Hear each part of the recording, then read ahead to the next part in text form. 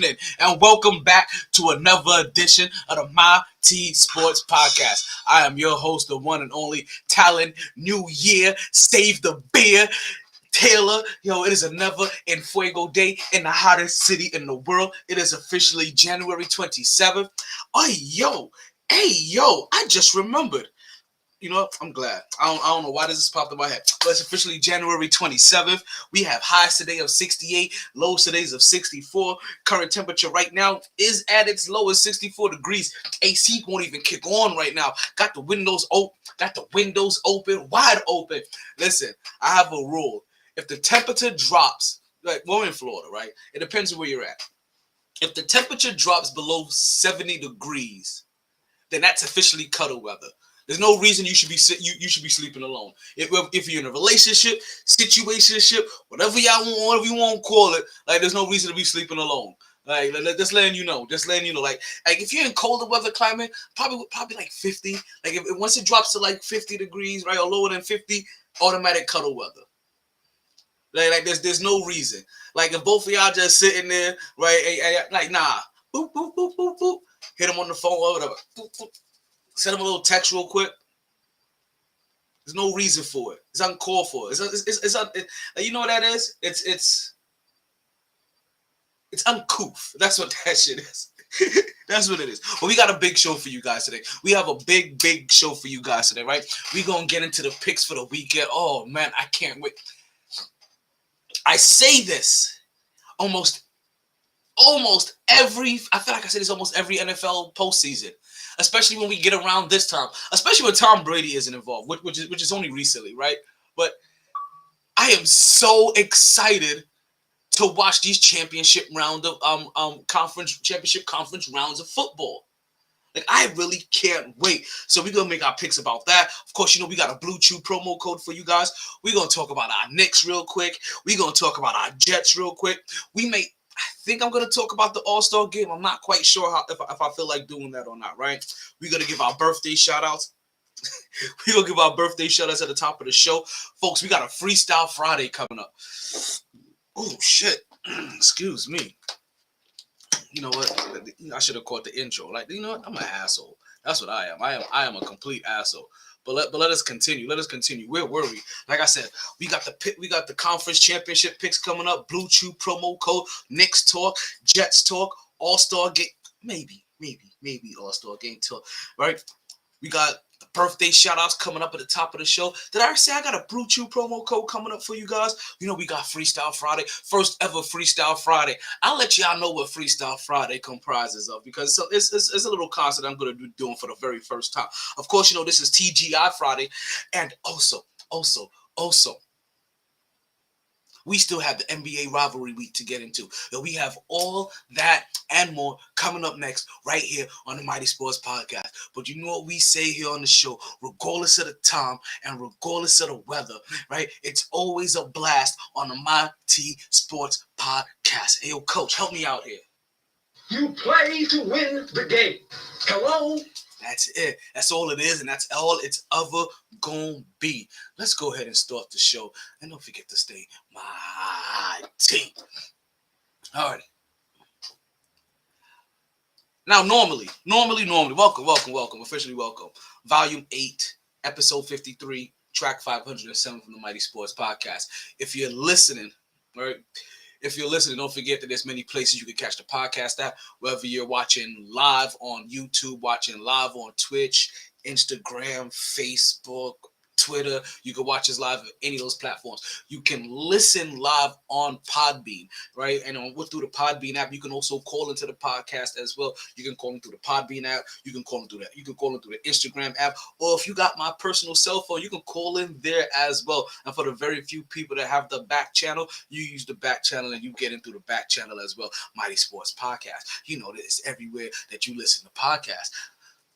All right, so don't forget to go there. You like, share, give us the follow. That way you can hear the bing bong every time that we go on. Now, normally right here we get into our birthday shout outs for the week, our birthday shout outs for the day. And knowing what that is, we give birthday shout outs to everybody that had a birthday the last time that we was on air.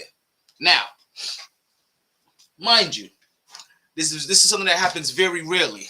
That somebody, actually nobody, yo, see that? Right? Somebody, it's gonna be one of them days. It's gonna be one of them days. You guys see it. It's gonna be one of them. We're gonna do one of these lives on the air. I gotta get out of the TikTok. TikTok don't like that shit. Normally somebody has a birthday today, right? Or within the last time that we was on air, this is one of the rare times that nobody has a birthday. But even though nobody has a birthday, I guess that's very fitting, because even though there's no birthday, there is a historic passing that happened since the last time that we was on air. And yesterday was the 3-year anniversary? How many years has it been now? Shit. Of the passing of Kobe. Like I said, we got the conference. Wait, hey, yo, stop. Calm down.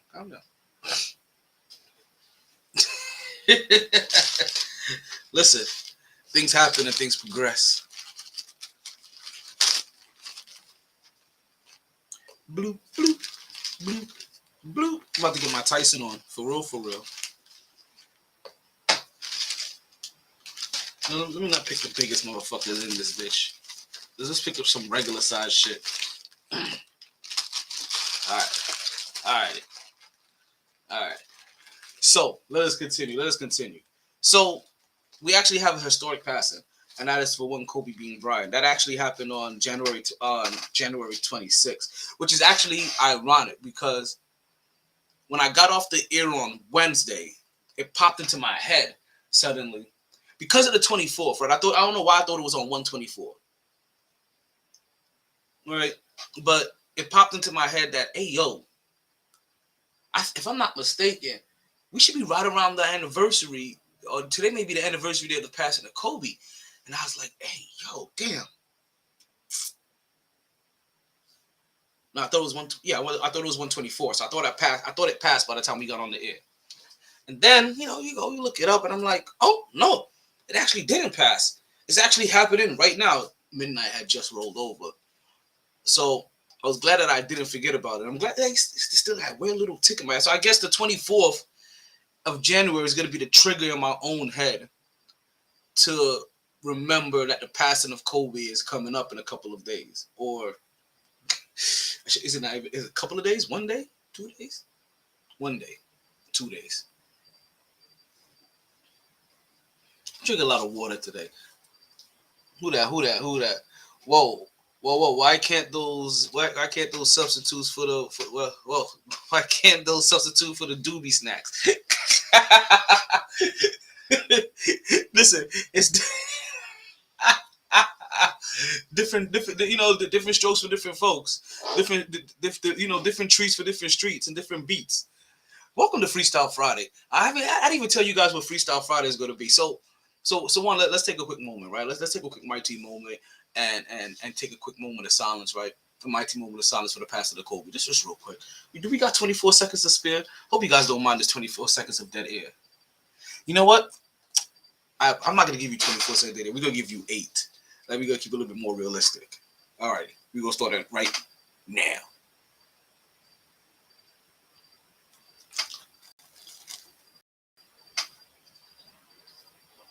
And then, okay. Kobe's a G, right? Kobe's that dude, isn't he? I'm glad. You know what? I'm really glad I remembered about this one, because not only do we get to talk about the passing of Kobe, since there's no birthdays. Right after the birthday celebration, we generally go into the MyT topic of the day, and MyT passing of Kobe and his daughter is definitely a MyT topic. I remember the other day, as I'm still watching some of the reels that are going through, and I'm watching like Jay Williams. I was like, you know what? I'm not even watching that stuff, because I could immediately, I can see myself getting emotional, like right away. I was like, yeah, listen, it's cool. And the thing about it too, it wasn't nothing new that anybody was saying, right? They were showing all of the old stuff, all of the things from all of the initial reaction responses, right? the first reaction response. And that's what they were showing. So like, there's nothing new there. And I don't want to go down that full-blown emotional roller coaster because I don't know about you guys. I don't know about you guys at all. But when Kobe passed, like your boy choked up. Like, very respectfully so. Like I was choked. Listen, I'm not even gonna say pause because I've been choked in that manner too. And if you haven't had if you're a choker, right, of individuals, and you haven't had your girl choke you back, right, then you're just an asshole. You have to try it. You have to try it. Like you have to share that experience. You gotta see if she's strong enough though to like to get her hands around your neck and shit like that though. You know what I mean? But have your girl choke you back. Like you'll be surprised. You'll be surprised of how it will change your experience. People like, oh shit, this is what you was going through. Like, god damn, choke me again, choke me again. I haven't even started yet. Just to let you guys know, I haven't even started yet.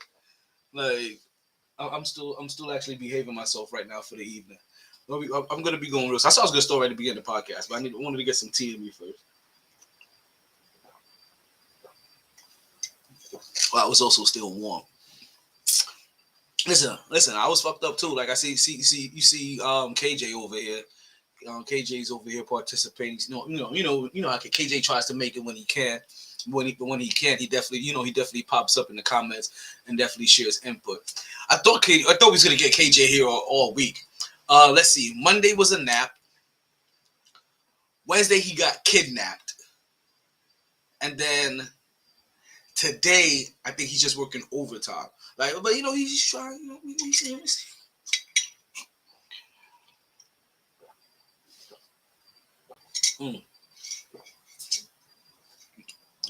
So listen, if you want a little torn, then if you're a sports fan, right? If you're a big sports fan, then I don't understand how you may even talk because Kobe also touched so many people in so many different sports. Like it's one surprising of his outreach. He was that modern day basketball savant, right? The guy that players went to, and then you heard. Not only did they go to, you also heard when he spoke. You heard very introspective speech from him. Jordan wasn't really that guy. That was really more reserved for Kareem Abdul-Jabbar throughout that whole entire time. Bill Russell even. Like that's the stature that Kobe was presenting. I don't know, like Jordan didn't have that same stature when it came to right when it came to like waxing poetically. You didn't hang on all of Jordan's words for anything that wasn't related to Jordan. Is it just me? And I'm just realizing that. Yo, when it came to Jordan, there's really not much you really cared about him talking about unless he was talking about his career.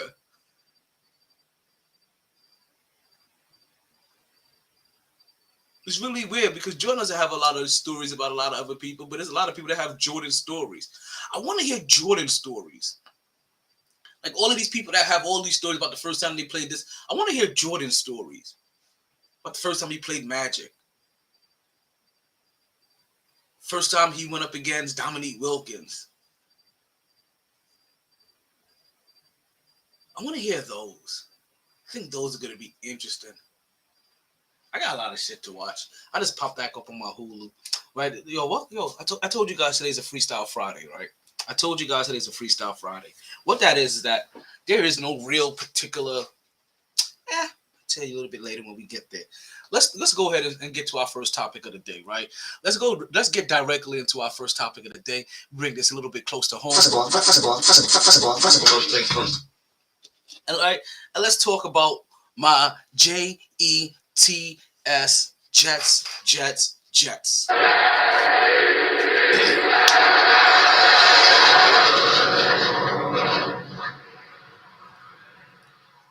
hitting this with something?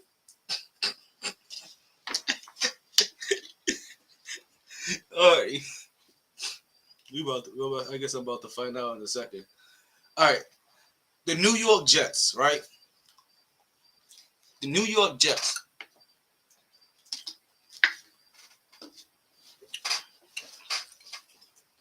It's like barbecue.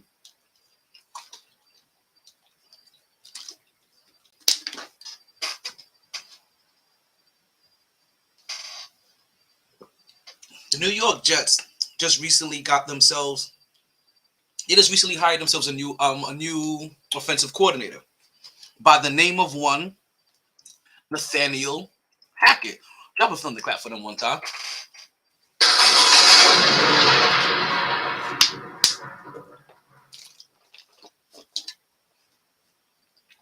Now,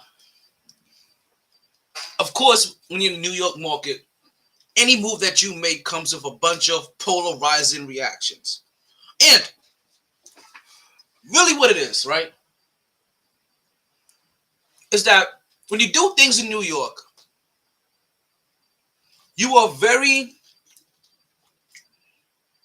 loudly going to hear all of the pros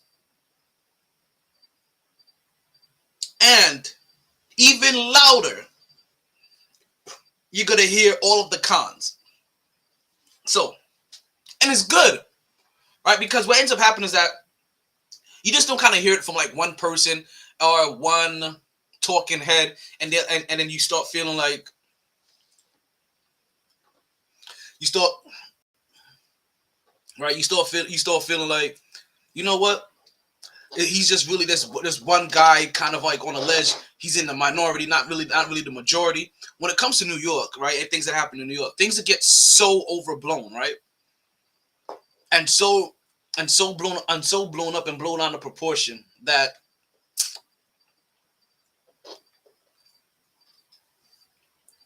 you get both sides, and for the individuals that aren't for the norm or for what's the popular opinion, right? Those guys are now not by themselves. They have an army of people that think like them. And once the first one kind of calls, right? Once the first bet, once the first one kind of calls and gets the ball rolling, right? Or once the first one comes out and gets that ball rolling, then you start hearing everybody else. And really what it is a lot of times, right? I'm gonna tell you what ends up happening. Because it happens to Jets fans, it happens to Knicks fans. If you're a fan of a bad team or a bad franchise, this happens to your team a lot. But when you're a fan base of a bad franchise and it's in the most popular city in the world, or the biggest media market in the world, or one of the biggest cities in the world, everything gets over scrutinized. So what ends up happening is that your team is bad for so long, you kind of you're traumatized. That's really what it is. Let's call it what it is. You're traumatized. You're traumatized by all of the bad moves that your team has made in the past that doesn't pan out.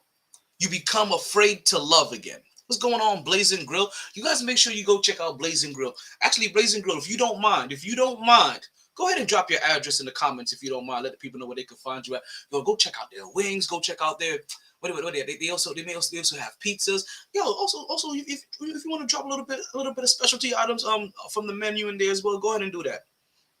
Go ahead and do that. I was thinking they're right over there. Where is it? Pine Island. Not Pine Island. Nob Hill, just north of McNabb, on if you're heading north, obviously, it's gonna be on the right side. Yep, if I'm not mistaken, and you'll catch them in the back right corner. Yeah, go check them out. Go check them out. Go check them out. It's been a while. I need to go hit them up. I'm glad you popped up there. Oh, I was starting to forget about you a little bit. I need to go hit you guys up and catch myself some grub one day. Come say hello, chop it up. But seriously, Blaze and Grill, pop your address up in the comments. Let people know where they can find you at. That way I can also tell people where to find you at, because I can't remember right now off the top of my head. I don't mind at all. I don't mind. Let's get back into the Jets, right? So what happens at this big market? Your team has been bad. You're traumatized to have anything good.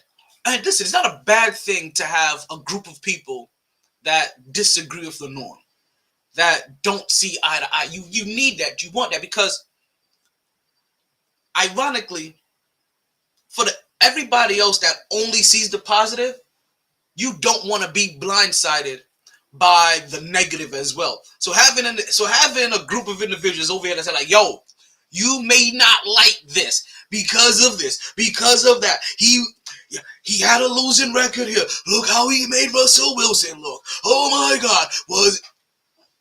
You need those guys. You need those guys because you don't want to forget. You don't want to forget. You want to be able to use those guys to keep things into perspective. And vice versa. You negative Nancy, you got to learn to love. You got to learn to love. Where is the love? Where is the love? Where you got to learn to love again. Like real shit. Like you really you got to learn to love again. And learning the first part of learning how to love again is learning how to trust. And just let the things happen. Let them happen. Let some of them fall into place, and let's see how they work out. Not because this is.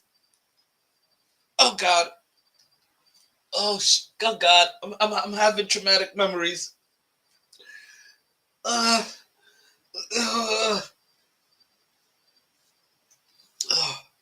shit. It could be worse. Remember, like this isn't the villain from Who Framed Roger Rabbit. This isn't the gays. Like, you remember Adam Gaze? Remember him? Like, oh shit. My hand shaking. Oh man. Ooh, nice pass. Minnesota is whooping that ass. If you guys are familiar with the podcast, we always like to keep a game on in the background. And right now we have old episodes of wrestling I needed to catch up with. So I'm in December right now, gearing up for the Royal Rumble tomorrow night. But also I have the Memphis Grizzlies and Minnesota Timberwolves game on. And Minnesota Timberwolves is whooping that ass. Right now they're winning 109-95 at home. And if I'm not mistaken, this may be Memphis's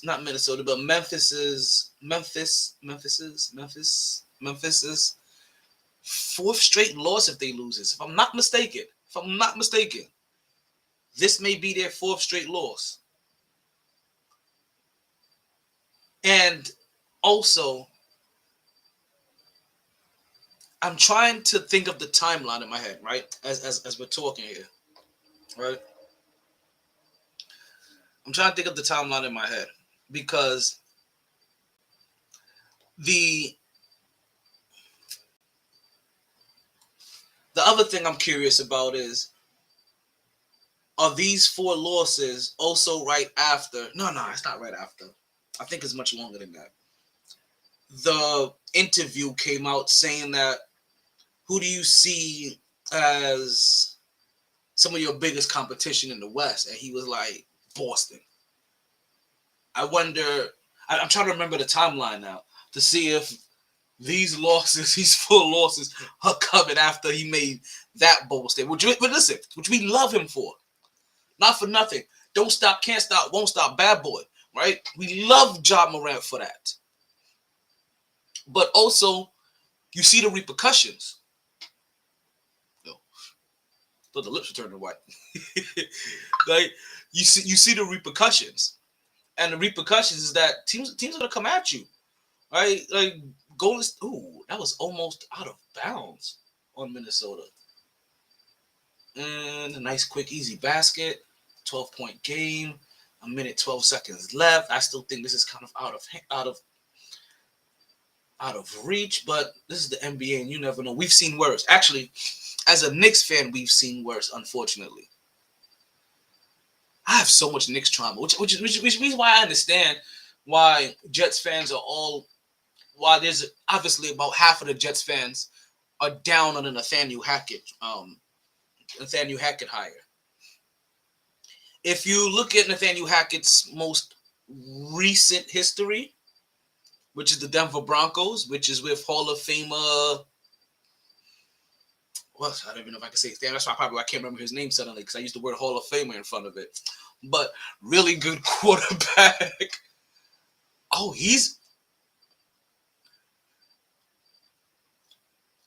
okay. I'm back. I'm sorry. I told you guys if you're unfamiliar, I got the basketball game on, but I also got wrestling on, and I just seen somebody make it a pick. Yo, I'm gonna add WWE into the talk today. I'm gonna add WWE to the talk today, and I may break away right now. I've loved WWE forever, right? Ever since I was a kid, loved it so much that when I decided to first invest in stocks, WWE was the very first stock that I bought. Right? I think the third may have been like a weed stock, but even more so. But yeah, Russell Wilson is a borderline Hall of Famer now. I gotta make sure I don't forget I was talking about Russell Wilson a little bit. All right, but I won't forget. I'm doing Jets talk. All right. I still love WWE to this day, and WWE really became exciting recently when Vince McMahon got fired. I know it's very weird to say, but there's only for the individuals that really watch wrestling, they understand. But when Vince McMahon had to step down because of his sexual allegations, right, it opened up the window for Stephanie McMahon, his daughter, and his son-in-law Triple H to take over and start running things a little bit more in their image, because there was a lot of talent that has been complained about for the last probably 5 years or so, right? Probably even longer than that, but it's been really, really, right? It's been really noticeable the last 5 years, if not even more so the last couple of years, right? And now you're probably starting to see it was probably that part of this may have been because Vince had to pay out, like $2.5 million, per year. Is it per year? No, it was $500,000 to each woman per year, every year. So he spent like 1.5 million a year, something crazy like that, right? But what that did is that a lot of that unutilized talent, a lot of that talent that got released, and you wonder like, yo, why did they release this person? Why didn't they use this individual better? It opened up the door for all of these individuals to start coming back into wrestling, and it really makes this era exciting because you almost get a pop for a new. It's almost like getting a pop for a new superstar or a returning superstar every week or every other week, and you never know when it's gonna come. I'm telling you, I may have said this before on air if you guys haven't heard this before, but this very much so reminds me of when WWE bought out WCW, and then every week or so you saw a new superstar making their appearance. You was wondering, oh my God, who's gonna come over from WCW? Who did they sign? Who, like, which talent are they gonna use and which talent are they gonna drop? Right? That's kind of what's happening now. Now, unfortunately, Vince McMahon recently came back. And since he has come back, Stephanie McMahon completely quit. As far as I know. So she didn't just quit as CEO. She even quit in her position as chief ambassador. But let's just say this really quick. I could have been read that wrong and interpret that information wrong. So, only thing that I just saw somebody else make an appearance, right? That gives you that pop again I was just talking about. But really, more so, I'm really hoping that Vince's return doesn't undo the momentum and the opening of the roster that Stephanie and Triple H has done, because there's so many more better storylines right now. And I know you guys want to like, yo, there's so much more drama going on right now. It's better, right? And in that drama, in those storylines,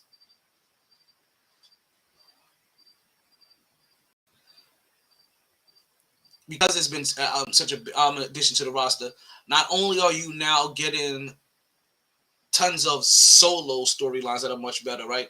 Going across like different angles, different brands, but they've also created factions and really started utilizing those factions and getting these factions going after each other, and outside of those factions, also tag team routes going after you.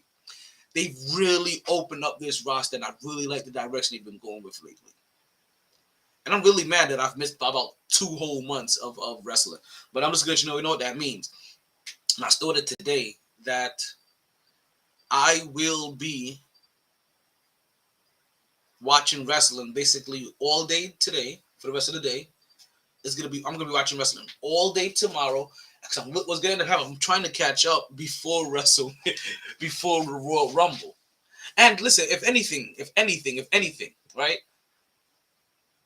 I may catch up right before football tomorrow.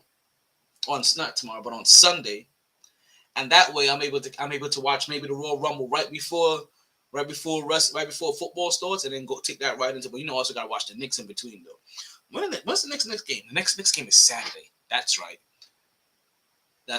Still rivalry week. The Knicks play Saturday against the Boston Celtics. No, I'm lying. The Lakers play against the Boston Celtics. They're the last game of the evening. The New York Knicks, I can't remember if they're the first game or if they're the second game. I think they're the second game, which may be like the 3 o'clock game or 6 o'clock game. Who knows? But they're going to play the Brooklyn Nets. And I can't remember who the first game is. I'm trying to remember if the first game was just kind of fugazi.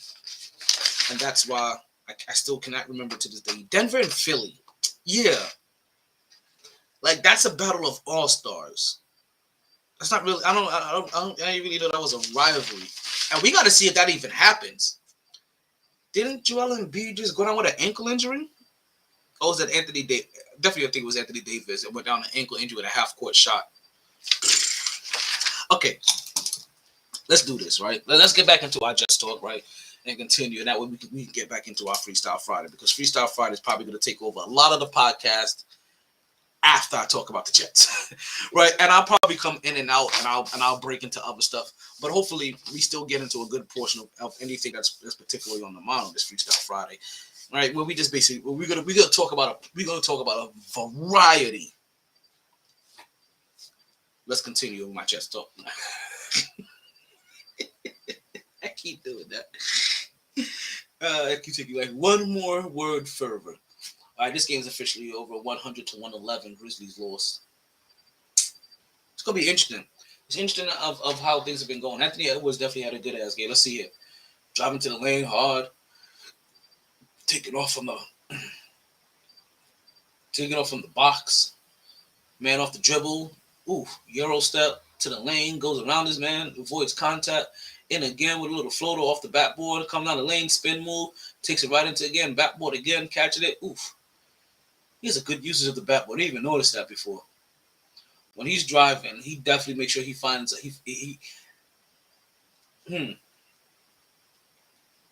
I may have just noticed something in this game that I didn't notice before.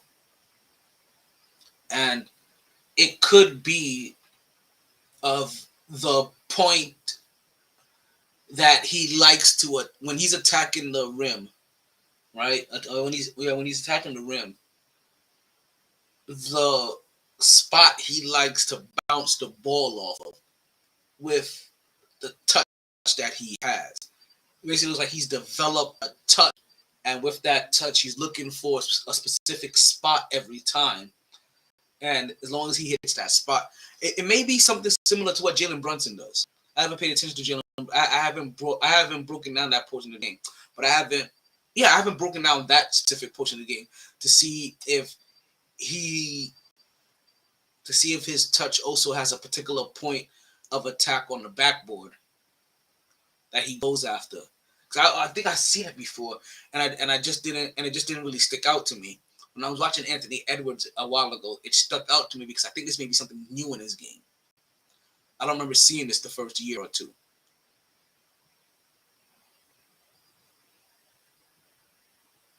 So this is interesting to me.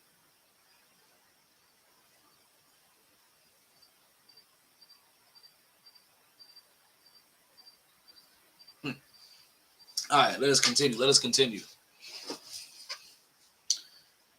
So back to the New York Jets and their hire, right? Their hire of Nathaniel Hackett and the outcry, positive and negative, that has come out for Nathaniel, right? Like I said, there's been a big portion of it, obviously, that looks at his head coaching career. And if you look at his head coaching career, it really wasn't the best head coaching career that you've seen, right? The job last year in Denver with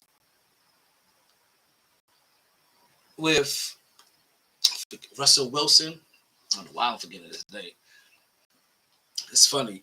Like, it was been for so long, like we couldn't get Russell's name. Then we started talking bad about his name. Now when we want to talk generally about him, we can't remember. That's how you know you fading, son. That's how you know you fading. You need to get your shit together. This one bad year was damaging. Damaging at the very least to Russell Wilson's career, his legacy. Let's put it that way. Now, one good thing. One good thing? No, not one good thing. Not the right transition word I'm looking for. It was the first one that popped into my head. Now,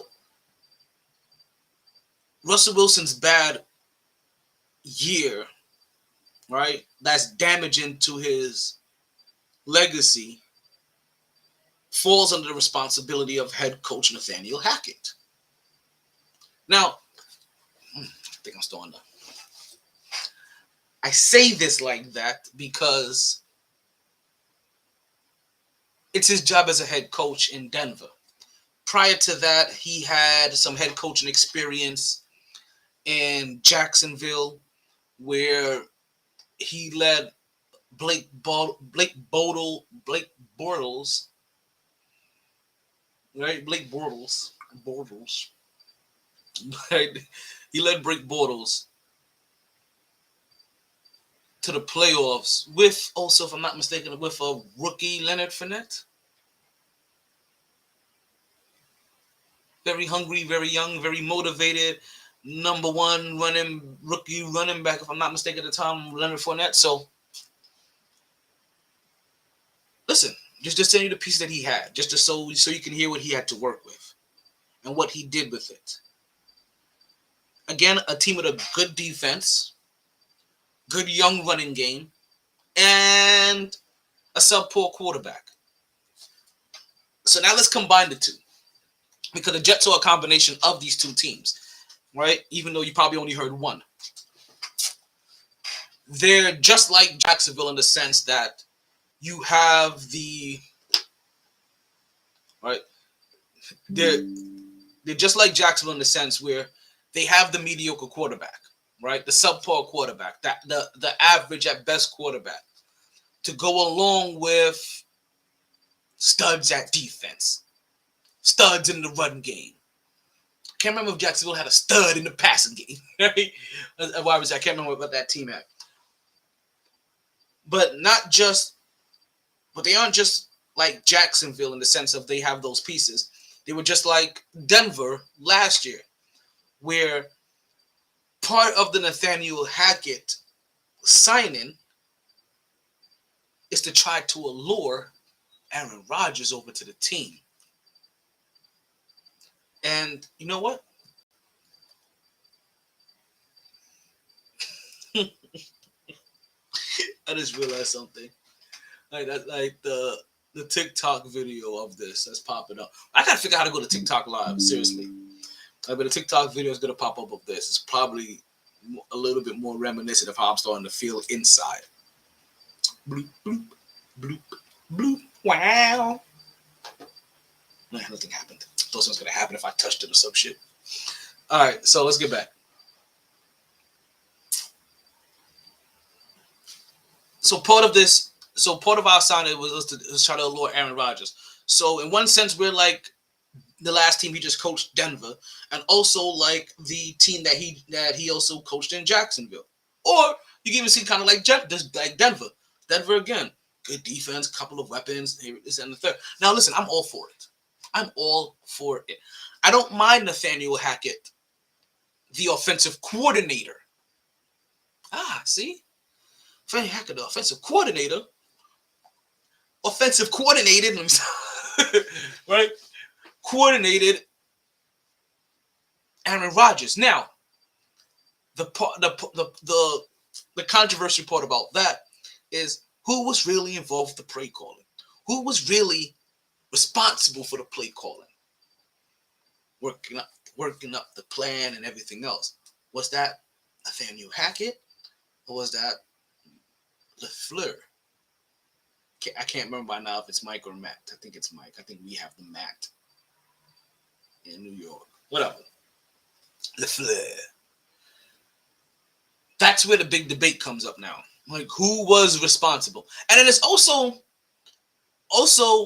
having an offensive coordinator from Aaron Rodgers sometimes also sounds like having an offensive coordinator from Manning. And we saw what happened the last time that happened. All I could think was Eli. Peyton Manning. I keep wanting to call him Pippin Manning. Right? It kind of sounded the same, having an offensive coordinator from Peyton Manning. And, oh, God. Why is this name popping up twice? Why? No. Not the gaze. Oh. Not those eyes. Those crazy eyes. Don't look at me. I'm back. I'm sorry. Adam Gaze gives me weird PTSD and horrible illusions. I'm sorry. So, because I just added a new fear into this, and I didn't have this before. All right. I just added, like, I was okay with all of the pros before this and all of the cons. I was understanding of everybody's healthy fears when it came to signing Nathaniel Hackett as a Jets offensive coordinator. What hadn't hit me yet, or what hadn't come to me before, was, why there is a liking, right, and something positive could be said, like, he was the offensive coordinator for Aaron Rodgers. Aaron Rodgers had two of his best years, right?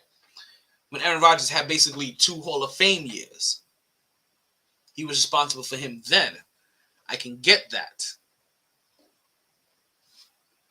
But then again, it's Aaron freaking Rodgers.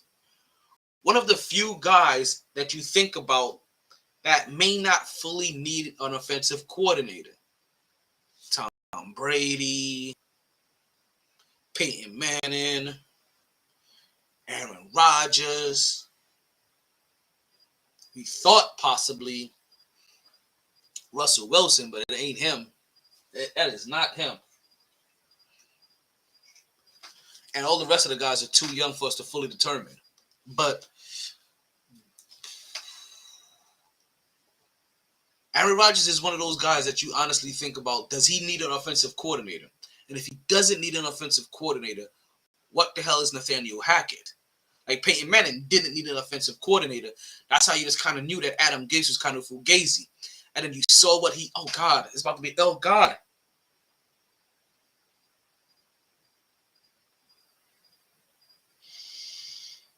Oh God.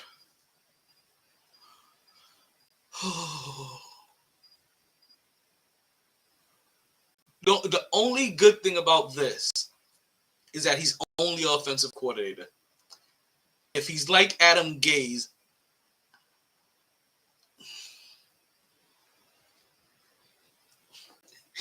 I don't think you guys understand. I don't think you guys even understand. Like seriously. The only good thing right now is that I'm seeing about Adam as I'm having this phobia run through my head that this could be another Adam Gase scenario. The only good thing about this Nathaniel Hackett thing, right, as this phobia progresses through my head, through my brain, is that he's only an offensive coordinator. And as an offensive coordinator, at least he can't poison the whole team. The offense already has issues, right? It's either he's going to help fix it or he's going to keep it stumbling, bumbling, fumbling. But I also have a firm belief that if Nathaniel Hackett starts acting like Adam Gase, that Al Salah has no problem punching him in the face. Rob Salah? Al Salah? Rob Salah? I think it's Rob Salah.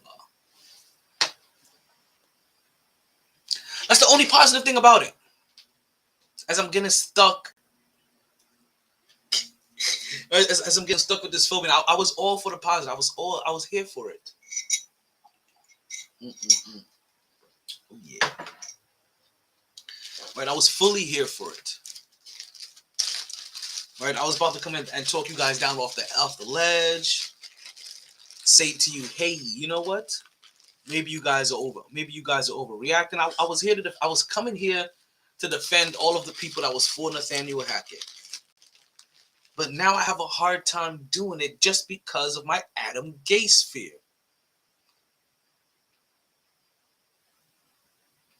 And that Adam Gase phobia, boy, I'm telling you, it's a strong one. Like I have PTSD. Adam Gase gave me PTSD. No, he didn't give me PTSD. The United States Army gave me PTSD. But Adam Gase ain't help. Tell you this right now. Adam Gase did not help. You understand?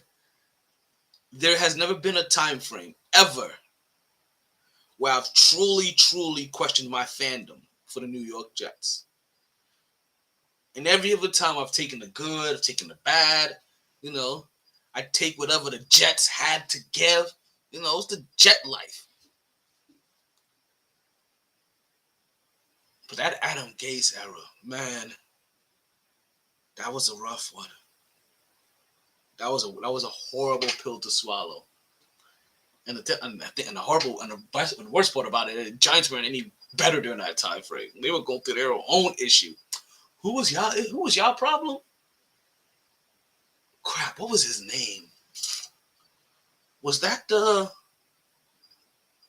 guy with the accent and act like he always knew he was always like the smartest guy? Or was that like he was the smartest guy in the room? The special was that the special teams coach from New England? What was his name? See, yeah, he didn't give me the PTSD that Adam Gase did, but I'm pretty sure for Giants fans, he probably was really a rough one. And I've come to realize where my hatred for the Cowboys have come from. I love where these 3-minute videos get ended at.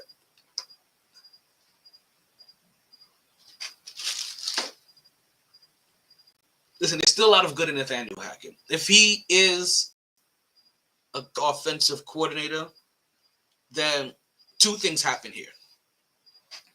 He either persuades Aaron Rodgers to come to the New York Jets, and if Aaron Rodgers comes to the New York Jets, then don't get me wrong. I know I sat here and I said, hey, I will pass on Aaron. Now, mind you, I'm passing on Aaron Rodgers if I have the opportunity to get everybody that I mentioned. And if every domino was on the table, and if every servant is there for me ready to eat from, Aaron Rodgers wasn't my first one I'm picking the plate from. I still kind of want Lamar Jackson or the kid in Chicago. But right behind him is Aaron Rodgers. That's because I'm thinking 5 years from now, 10 years from now. But also I have to keep in perspective, right? That you always need to be in a win now mode as well too. And while the Jets may not have come into the season last year, ready to win and in a win now mode, their team's talent ended up saying something different. And because of the progression, let's say the out of nowhere progression, this is what you hope these guys are going to be, right? These guys lived up to their expectations, their early expectations, right? But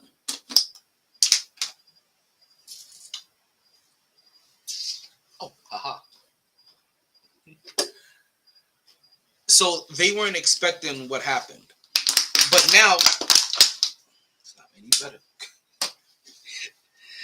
But now that they've and honestly, you last year you wouldn't know because everybody was a rookie. Everybody, like, you basically hit on all your rookies except for quarterback in the last couple of years, right? And who would have known that they honestly thought they were gonna have a good year of development. Remember, the odd makers didn't even have the Jets winning more than like 4 games. Which, again, if you listen to me and you took my bet, wait, was it 4 games? Or were they at like 6.5? I think they were at 6.5, and I took the over. Again, if you'd have listened to me on this one, here we go. You would have won yourself some money. Listen, I need to go ahead and put my money on Philly right now. Yeah, bam, boom. Yeah, I said it early. Drop the nugget in your lap. Bada bing, bada boom. This podcast in the room. How you doing? How you doing?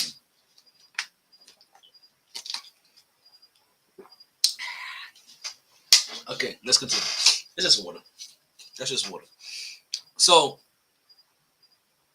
I was really coming here to defend Nathaniel Hackett because it's either he's the perfect lure for Aaron Rodgers, and that brings us Aaron Rodgers because the New York Jets are now in a win now mode, and they can't wait for and they can't wait for Simmons, not Simmons. They can't wait for Wilson to develop. They're in a full win now mode. So yeah, so Nathaniel Hackett is a perfect lure for Aaron Rodgers. I'm all for it. Would I like them to have a quarterback that can be a bona fide franchise quarterback 5 to 10 years? Yeah, I would love it. But if I can't get that, then you give me the quarterback that maximizes the talent of this team. See, what I don't want is to overpay for Derek Carr. What I don't want is to have... I don't want Tom Brady. I think he's washed. I honestly think he's washed. Let's put it that way. I think he's washed. I think he has nothing left in the tank. I think he's a wrap. I think he's done. I think Father Thomas finally caught up with him. He's done, son. And also, I hate to say it. I hate to say it. So, I won't. I'm from New York, and you know what? Tom Brady's a fucking bitch. I won't say it.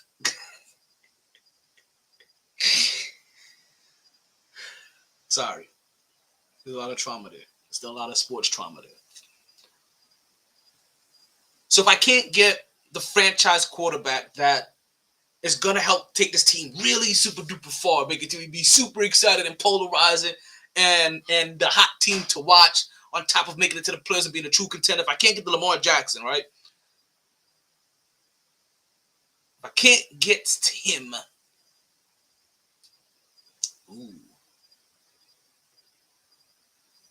then I want the Aaron Rodgers. Get me the guy that's guaranteed to know what to do with the talent on the field, to help maximize the talent on the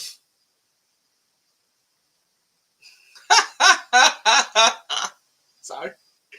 This game is ended. I gotta find a new game to watch. I gotta find the next game to watch. My bad. Is it the right remote? Yeah, that's the right remote. I gotta find the next game to watch. Somebody else about to come help him for no reason. So, starting to feel some effects. Don't worry. Listen, if it gets too wild, we'll cut this whole entire show off, and I'll go in my little corner and just be like, and just to relax. Oh, there he goes. All right, so let's get back into it. Let's keep this here, I guess. If that's the case, then yeah, give me him just for Aaron Rodgers. But also, there's another side of this coin, right? It's almost like a three-sided coin, right? Or a three-sided die. And the other side of this says that, what if he's a good offensive coordinator? What if he actually is a good offensive coordinator, and he's just not able now to just be a potential lure for Aaron Rodgers, but also can really develop a quarterback, which is what we need. I'm going to say this one time now before it becomes the popular opinion and you guys forget that I said this. January 27th. Understand me, I don't want Mike White. I don't believe in Mike White. Mike White to me right now is Ryan Fitzpatrick. Reincarnated. Younger version. With less winning. And Ryan Fitzpatrick infamously won 50% of his games. Yeah, Mike White is a real... I don't want to talk Mike White. I really don't. Let's get into our first What's Trending topic. All right, let's do that. Let's move on from our Just Talk. And let's get into our first What's Trending topic. You guys know that I haven't even smoked yet on here. Yeah, I'm feeling it. Feel the blast that you get from feeling it. Feel the high that you get from the line. If you feel it, roll your hands in the sky. Okay, so what Freestyle Friday is, right? What we gonna do here for Freestyle Friday is that we're gonna make sure that you guys stay up. First of all, right? We're gonna make sure that you stay up and you stay up for this whole entire podcast, and not just stay up for the podcast. Stay up in life. Like you want to stay winning, and the way that you stay up in life and the way that you stay winning is with Blue Chew. Oh yeah, folks, Blue Chew. What is Blue Chew? You ask. Blue Chew just happens to be a little blue pill that can get you back your throat. All you have to do is open up a pack and head straight to the sack. Just a few chews before you do. It has the same active ingredients as Viagra and Cialis, so this is one opportunity that you just can't miss. For a very low cost, you can beat it up like a boss, and she will love how you come through like a champ when you Blue Chew in advance. And if you use this week's promo code of GSSS, you can get your first order of Blue Chew for free. Yes, folks, we're talking about like for free. The only thing that you have to pay for is shipping and handling. Like that's the only thing. But product wise, oh no, we were talking about like Kanye's free 99 kind of free. We're talking about 5-finger discount kind of free when you use my 4-digit promo code, 4-digit, 4-letter promo code. And again, that promo code is GSSS. Golf Sierra. Blue Chew. There's only really two instructions with it. Is that you chew it and then you do it. And that's it. Alrighty, folks. Let's get into our next topic of the day. And our next topic of the day brings into our Freaky Friday. Not Freaky Friday, our Freestyle Friday. What's wrong with you, T? This is not Freaky Friday time. 20 million followers. Damn. WWE is number 1 on TikTok. We surpassed 20 million followers on TikTok. That's more than the NBA, NHL, MLB, UFC, and NFL. Those didn't say combined. I still have to be able to combine those numbers. Nah, not today. All right, what game is still on? The only game still on is the last game of rivalry week, and that's the Toronto Raptors and Golden State Warriors game.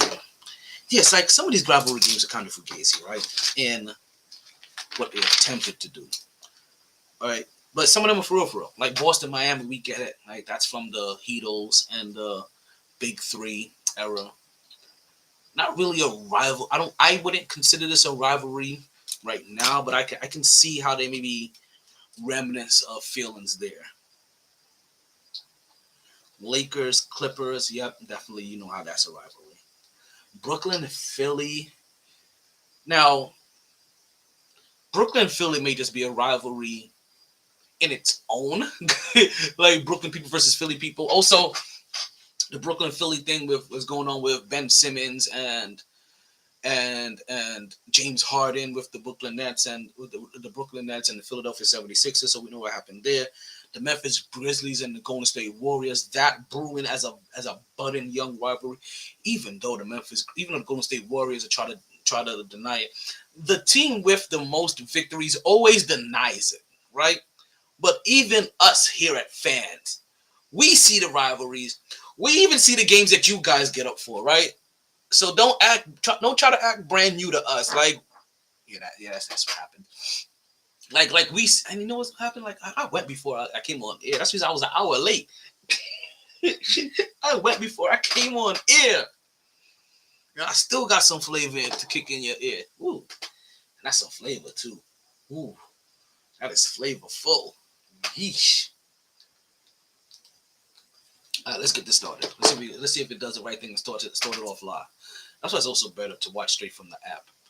I mean, the app on your phone. Like the app on your phone is a lot more cooperative than the apps on your TV for the NBA. And I learned that. So all this time I've cussed out the NBA app. Let me also let you know that on your phone it works masterful, right? I don't know about tablets or any other device, but for the phone, it works masterfully. Oh yeah, and it's kicking in. But as far as like for the NBA app on like the smart TV or the NBA app on the Amazon Fire Stick, yeah, that's just kind of fugazi. It's not like if that was your source of depending on it, it's not worth your money. It really wouldn't be worth your money at all. Or you'll feel like it's not worth your money. But if you've just been strictly a phone person this whole time, then you probably don't see the difference and you still like it. But yeah, the phone experience is phenomenal. But also, like to get past the phone experience, you can go ahead and you can stream it and send it over to your TV. But sometimes, depending on how smoothly it runs or how it wants to happen, it may also it doesn't allow you to fully free up your phone during that time. And if you're like me or some other people, you like to be on your phone when you're watching your sports. Like, yo, I don't know if I want to dedicate my phone to the next 2.5 hours. Like I'm dedicated to it. I don't know if my phone needs to be dedicated, even though, right? You will use it as an excuse to not answer any phone calls, to not respond to any text messages, to act like you've been away from the world for the last 2.5 hours. But knowing the whole entire time, you're still kind of over there like, boop, boop, boop, scrolling up, scroll down, scroll to the left, scroll to the right. Oh, let me go ahead and play this game where I got to make sure I get my daily rewards for. Because if not, actually, let's see something. Ooh, I may be able to backdoor this. Yo, one of my favorite games just started acting up. And it has multiple rooms that you can sign into, obviously. And I don't know if it switched my room up or if I accidentally switched my room up. But I got to figure out what room I was in. Because if not, it's going to force me to start the game all over again. And I'm not starting this blood cut game over again. It already happened once. And I thought I did everything to make sure this doesn't happen again. And here we are a third time. And the bad thing about it, I enjoy this game enough to want to that I'll do it a third time, but this time I got so much further than I did the last time. It is disrespectful. Okay, let's see. It's going through the same bullshittery. Let's see if it recognizes which room it's supposed to be in. 1070. Okay. Oh, 1070. That's the room. That's the room. Is that the room? Let's see here. Oh, that's the room. The little victories in life, you guys have no clue. Like, you don't understand, like, you guys about to lose me on Instagram for like half a second. Well, lose more than half a second. But just so I can make sure that I can get into the proper room. So I don't think I did that. I think they did that by mistake. And I think that's what happened the first time. I think it was something very simple. Like, it changed my room, and I didn't realize it changed the rooms on me. And by it changing rooms, it reset the game. Like, it reset the game because it doesn't recognize any progress in that particular room or domain or wherever the hell you're at. Yeah, see, that shit got me in 1267. All right, let's go. Let's see if this works. Well, you understand. Like, I was at 1170. I was like 1070. 1070 is where I need to be at. Okay. Like, why doesn't it give you some way to recognize like your old room? And wait a minute.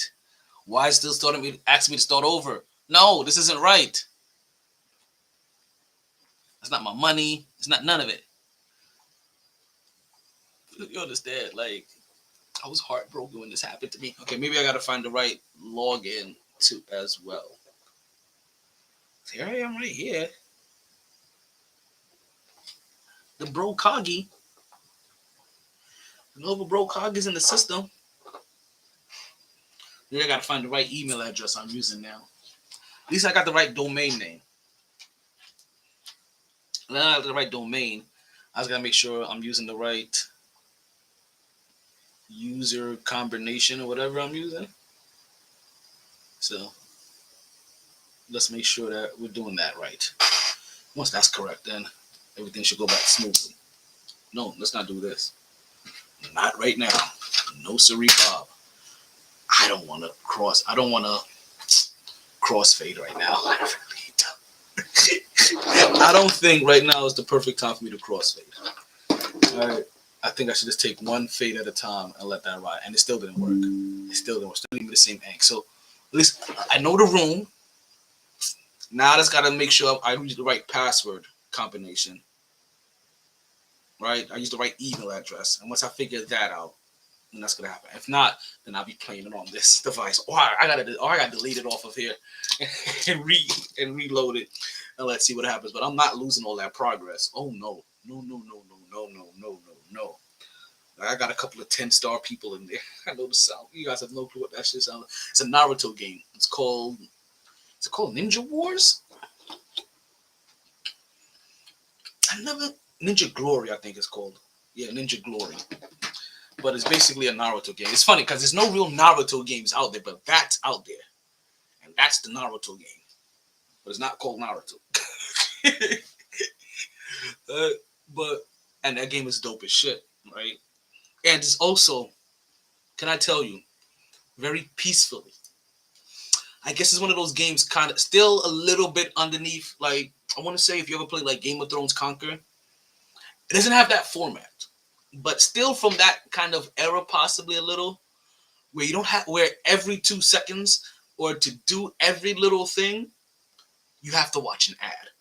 Actually, I don't think there's any reason whatsoever to watch an ad in that game.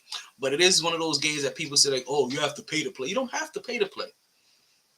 And you don't have to pay to get some of the best features or best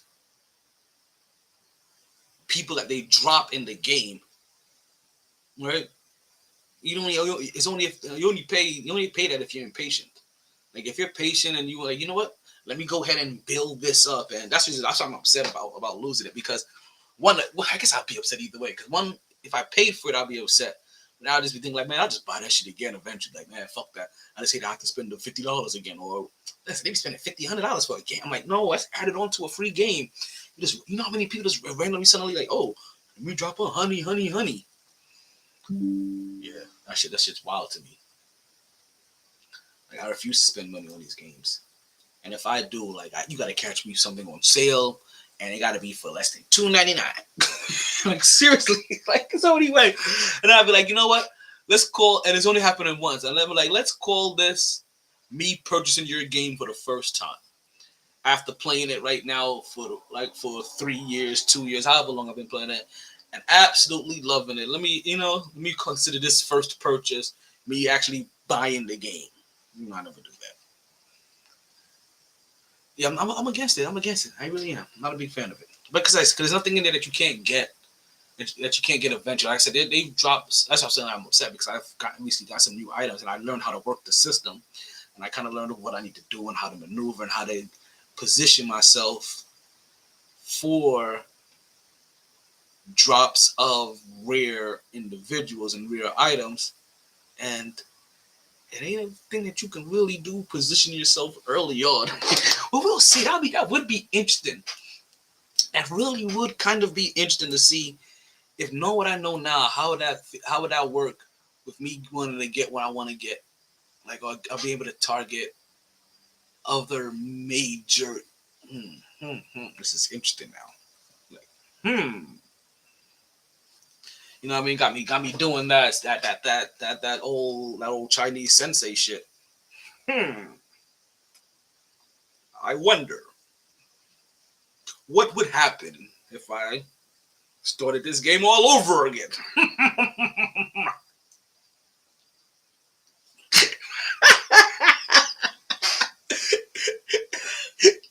Oh man, you guys, I'm old. I don't even I haven't watched a kung fu flick in forever, and I wonder if they still got that same vibe. I wonder if they still carry on with that same vibe. Look like I don't know. Somebody's been injured, or I'm gassy. There we go. I don't know if somebody's been injured, or if he committed a double, like a second technical, or what. But you just saw a Toronto Raptors player going to the back. No, Becky Lynch didn't get that W. It's not a replay. It's actually live. Still happening. Oh yeah, so some of these rivalries I'm not quite sure of, right? I mean, I do see them. I do see my Memphis Golden State. I see the young one rival. And why is it the older team always tries to downplay it? Like you don't see it coming. Like we don't see you getting up for it. You got New York, Boston, one of the oldest rivalries out there. Dallas, Phoenix. I didn't know that was a rivalry. That may be one of those again new playoff and player budding rivalries.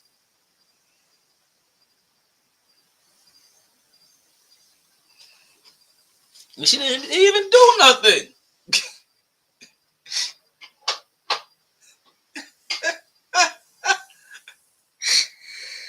That's funny. That's always funny. Then we just saw Memphis and Minnesota. Again, that's probably like a division. That's a division rivalry, right? Probably don't get on the East Coast. We're probably not watching a lot of it, not really seeing a lot of it. Just watching Ja Morant, not realizing this is one of those teams that he plays 4 times to see that that's a budding rivalry in the making. And Minnesota just end up winning. And we say this constantly. Not a lot of teams beat Memphis, even though they've lost. Even though they won, if I'm not mistaken, on a 3-game losing streak, right? That thinking that they may possibly come out of this, and this ends up now adding the number 4 to their losing streak. Toronto, Golden State, that's again a championship matchup from a couple years back. Not big fan of that one. Denver, Philly, that's a position matchup of budding MVPs at big man. Not a big fan of that. New York, BK, division rival, right? That's also literal, most likely. No, division rival. That's what it is, a division rival. I can't say that's a rivalry of proximity that you have New York beefing with Brooklyn, because New York represents the city and Brooklyn is one borough. So if anything, it could be Manhattan beefing with Brooklyn, but that's not what that beef represents or that rival represents either. Even though there's a basketball rival between Manhattan and Brooklyn all day, every day, and Brooklyn gets their way because we treat you guys like it's BK. We have it our way.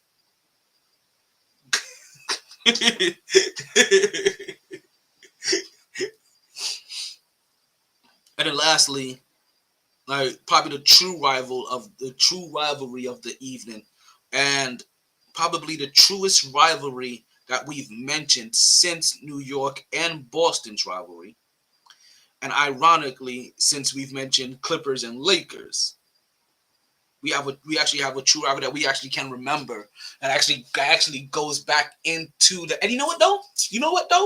My bad. I realized something. I have been asking for new rivalries. I've been asking for some new rivalries because you know what? Some of these old rivalries don't hold up anymore, right? And you try to think of who are these old rivalries. New York, Chicago don't hold up anymore. New York, Indiana don't hold up anymore. There's no rivalry there. Chicago, Detroit don't hold up anymore. No, they're kind of close proximity, so maybe they still do. All right? But the rivalries of this era, yep, Boston, Miami. If you had to talk about since championship, that's all they really started. All these started off rivalries since championship runs.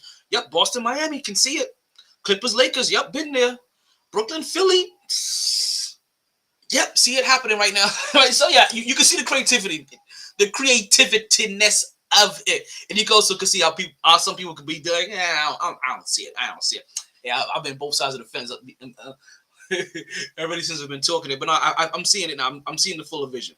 I am seeing the fuller vision, amongst other things. Let me stop. I'm joking, right? I'm definitely seeing the fuller vision. But like I said, we finished off that night with Lakers and Boston. Ready to do this for the first time? Let's do a little Freaky Friday, right? And I know I've teased you guys with it already, but let's go ahead and just tell you what. I think you guys may have figured it out already. Freaky Friday, not Freaky Friday, Freestyle Friday. I don't know why I keep calling it Freaky Friday. I'm trying to get my shut up. Blue Chew. Freestyle. I'm joking. Seriously, I'm joking. All right, what's going on, Beast? But let's get into a little Freestyle Friday. What that is, right, is that we're going to be going through some of the what's trending topics of the day, right? It's a glorified what's trending segment. We go through some of the what's trending topics and see why are these, what's going on? Beast is good, it's good. Why are these things trending? If they catch our eye, why if we're going to stop by them, and also, not even see if they catch our eye. Let's see why they're trending. See if this makes sense to us, right? Now, as you guys know, right? If you guys have been here before, there's usually a section that's built just for you, and then there's the real trending. I always get nervous if I want to go to the actual trending stuff because there's some real things in the world that I really don't care about, right? Like Cash App grocery run. What? Like that has nothing to do with us in sports. And honestly, why would I care? I feel like this is a paid advertising, but I'm paying rent tonight though. Whoa, what's going on here? Cash App grocery one. What is going on? Retweet this and follow. Yeah, see, that was a bullshit advertisement. Like, why is shit like that trending? But why is that trending right now? No, that's not even a paid advertisement. Like, this is a true trending thing. Listen, we don't understand why. Yeah, this is a true, like, Cash App is really trending right now. And I'm like, why is Cash App, out of all people, trending? No way Cash App grocery run is trending above Tyree Nichols. Seems off, especially with the news coverage and protests going on in the cities. Hey, yo, wait. See? And this is why we decided to do one. So let's yeah, cause see, I don't even get why Cash App is trending. Listen, I've been scrolling along with you guys. We don't understand why eggs are so expensive either. But we do want to give you $50 for groceries. Follow Cash App. Oh, and QT with your cash. Okay. For a chance to. Okay, they're having a. That was real. Oh shit, that wasn't fake. That was real. Cash App actually is having a giveaway right now. All right, they really are. But I don't know what the fuck QT means. Like quality time? Like you trying to get quality time with niggas? I'm pretty sure It's part of and QT with your cash. Oh, okay. I know what it means. Never mind. I'm tripping. I'm the one that's tripping. I know what they're talking about. But see, I had to put that into context. I had to really read and put that into context. And I'm not in the frame of mind to want to put shit into context right now. So there you go. There goes our first. There goes our. I need a little bit of music for this stuff, don't I? Don't I? Let me get a little bit of music to relax to, right? That makes things sound a little bit easy flowing, right? Takes the stress off, take the edge off. It makes things in life just sound a little bit simpler, right? Yeah, something like that. Something like that. Let's go get it. Okay. Let's also see what's trending here. See, that is what's trending for me, right? And I kind of get upset about what's trending for me because what's trending for me is directly related all to sports, which I get it. It's not all sports. It's not all sports. It's not all sports. But Tyree Nichols is trending too. No, he's number one trending. Why is Tyree Nichols trending? Let's see. This account is not monitored on a 24-hour basis. Thank you, Memphis Police Department. It's our job to go there, tell the most difficult stories, breaking news. What the hell? What the hell? A remained morning show. Wait, whoa. A re-imaged morning show with more stories from across the world and refresh. Who cares? Who cares? No person, no family, no community, no people should be made more to suffer such trauma. Is Tyree Nichols? Hold on.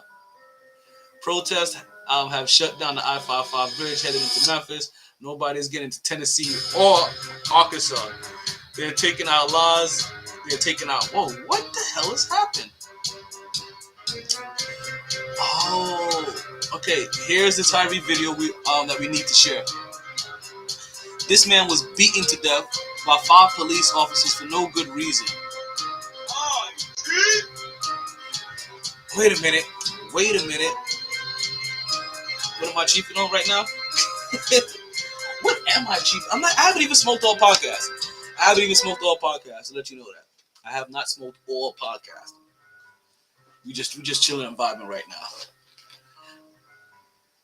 Justice for Tyree. Okay. You know what? Is this the story that I saw a little bit about and I didn't get a chance to finish watching?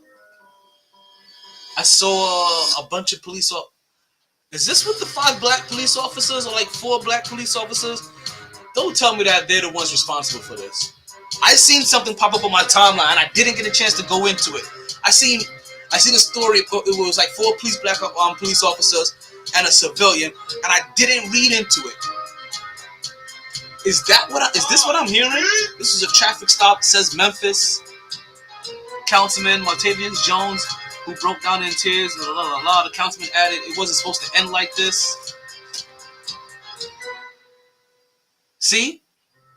And y'all be thinking I think against cops because they're white. No, I got to think against all cops. See? I got to think against cops, period. Okay, let's see. Videos from the brutal beating of Tyree Nichols. All right, give it to me. Hold up. Okay, you know what? I kind of decided to do a what's trending topic today as I want to say as a gag, but I thought it was going to be kind of lighthearted. Like I thought it was going to be a lighthearted segment. I was not expecting to run into police brutality today. But why am I surprised?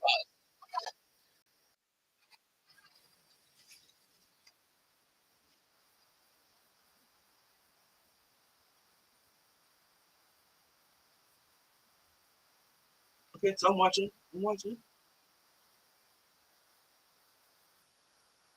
Okay, you know what? Hold on. Hold up. Because I'm about to watch this for the first time. I think I can share my screen with you guys. All right, so let's give you guys screen access. All right, let's share this screen with you because this is crazy. All right, now let's share. I just want to share one. Let's just share a window. Custom tab. Here we go. Custom tab. Let's share this, and what we're sharing is this tab with you guys. All right. Okay. You guys are seeing this with me now. Should be seeing this with me now. Things are looking kind of crazy. Alrighty.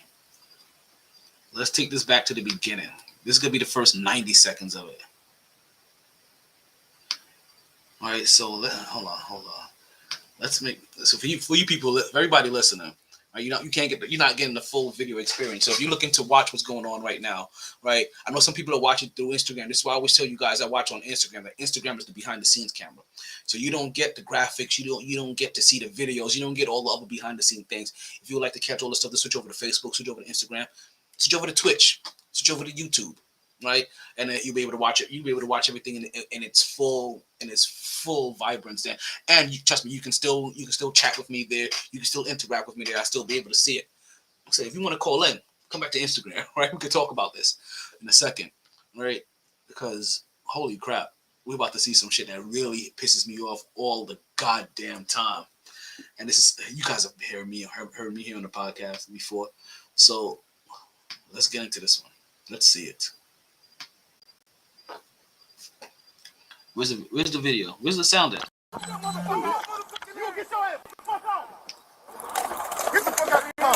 the fuck out the fucking car. Damn, I didn't do anything. Hey, I didn't turn your ass around. All right. On the ground. Hey, you don't do that, okay? Get on the fucking ground. Get on the ground. Okay. Tase your ass. All right, I'm on the ground. Lay down. That's all. Lay down. Please tase on the ground. I'm fixing to tase you. Get on the ground. Lay down. One. Now. All right. Okay. All right. Break your shit. Okay, dude. Damn. Turn the fuck around. Put your hands on your back. Bitch, put your hands on your back. Okay, stop. Drop your ass. Break out. You guys are really doing a lot right now. Bro, lay down. I'm just trying to go home. Lay down. Man, if you don't lay down. I am on the ground. Put your hands on your stomach. I got you. Okay. Get the fuck back. Stop. I'm not doing it. Stay fuck. Okay. Oh shit. So he gets up, I'm trying to tase him, drop him. We missed the taser. You hear me yell, oh shit. Okay. That's the first video. Is there another one? Hold on, I'm invested. I want it all. Hey yo. Next video. Luckily, didn't get in my eyes, just on my eyebrow. Now what's this? I hope they stomp his ass. I hope they stomp his ass. Smith is calling for other cars because him and Martin are chasing him. See how they talking? See, I'm telling you, man. It doesn't matter if they're black or they white, they Spanish or what. The whole entire police system, they hold a bunch of thugs and gang members. Little bitch ass niggas with power. And trust me, I got some in my family. Little niggas with power trips. I'm sorry. Sure? This shit got my blood hot right now, B. I don't even understand. Stay right with the car. Alright, I got you. So we tell him to stay by the car because obviously, so they pulled him over. So they thinking like, okay, eventually he's gonna come back to his car. When did this happen? It happened January 7th. So this was about 2-3 weeks ago. This is just not coming across my radar. So let's see. Ronald Green's timeline. Holy shit.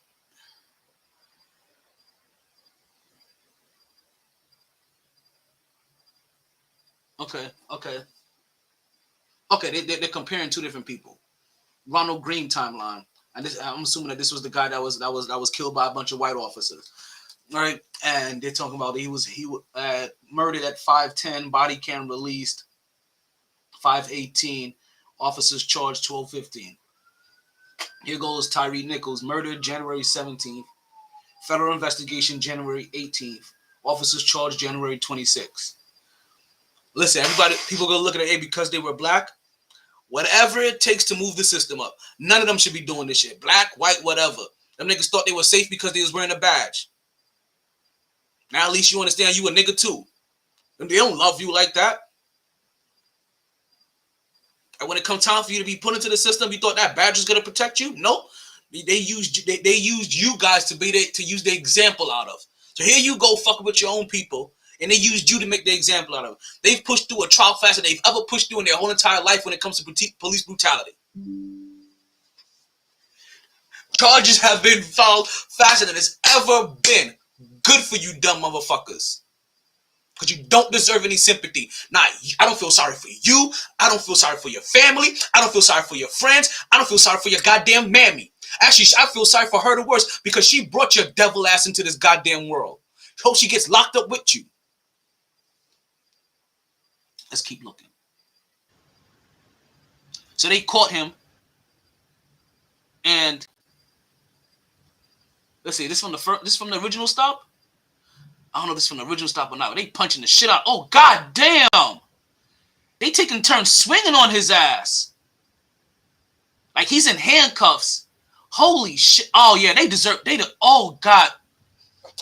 This is fucked up. Y'all some bitch-ass niggas for real. So, you see the police officer. They have him. So, so before there's no sound to this one. I wish you could hear this one. There's no sound to this one.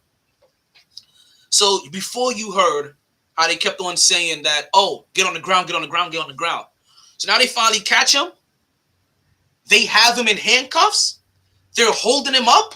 They're holding him up so that they can all take turns swinging on him. You see them cocking back and using all of their might to swing on him. His head swinging back. He may be knocked on this. He was murdered. They murdered him. These five black nigger ass cops murdered that motherfucker. Good. If you're already charged by now, you deserve it. You fully fucking deserve it. Now I hope every fucking black officer out there understands and gets through their head. They don't love you like that either. You heard what Kanye said? You take all that shit off, you're just another nigga in a coop. Oh, that shit got my blood hot. I was not expecting to see that. This is one of the things that pisses me off the most. Yeah, so you know what? You know what? I'm all for it. I'm all for it. If you can't get into Memphis, if you can't get into Alabama or wherever they said Arkansas, I'm all for it. You don't deserve to. Because they're right. They out here, he was peacefully trying to, he said, I'm not doing anything. I'm on the ground. While the other they had one hand behind his back. While the other officer is telling him to either put his hand behind his back or put his hand on his stomach. The officer, right? Because when there's a bunch of officers around him, one officer is holding his hand, so he can't even move his hand to put it around his back. He tries to move his hand to put it around his back, and they act like he's struggling. And he's just trying to follow instructions. Some wicked, cruel people. I'm telling you. This is why they talk about defunding cops all the goddamn time.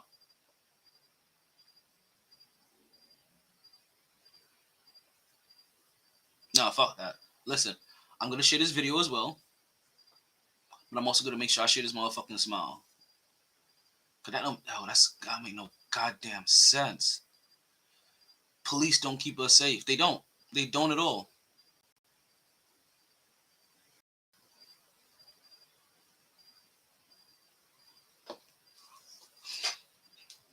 I'm telling you, until police officers can no longer be protected by murdering innocent people or just a minute. Until something is done about police officers being protected, about killing civilians, then nothing's gonna happen here. I'm sorry, this makes no sense. This makes absolutely no sense. You're goddamn right. They should shut that city down. And honestly, that police department should be on fire. Yeah, I said it.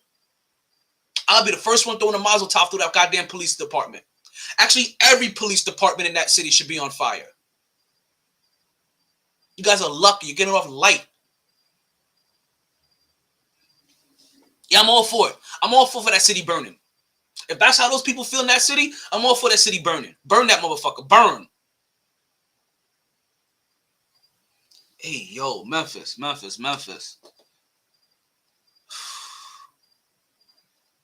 Holy shit. Like, he was a father, skateboarder, photographer. He was 29, worked at FedEx.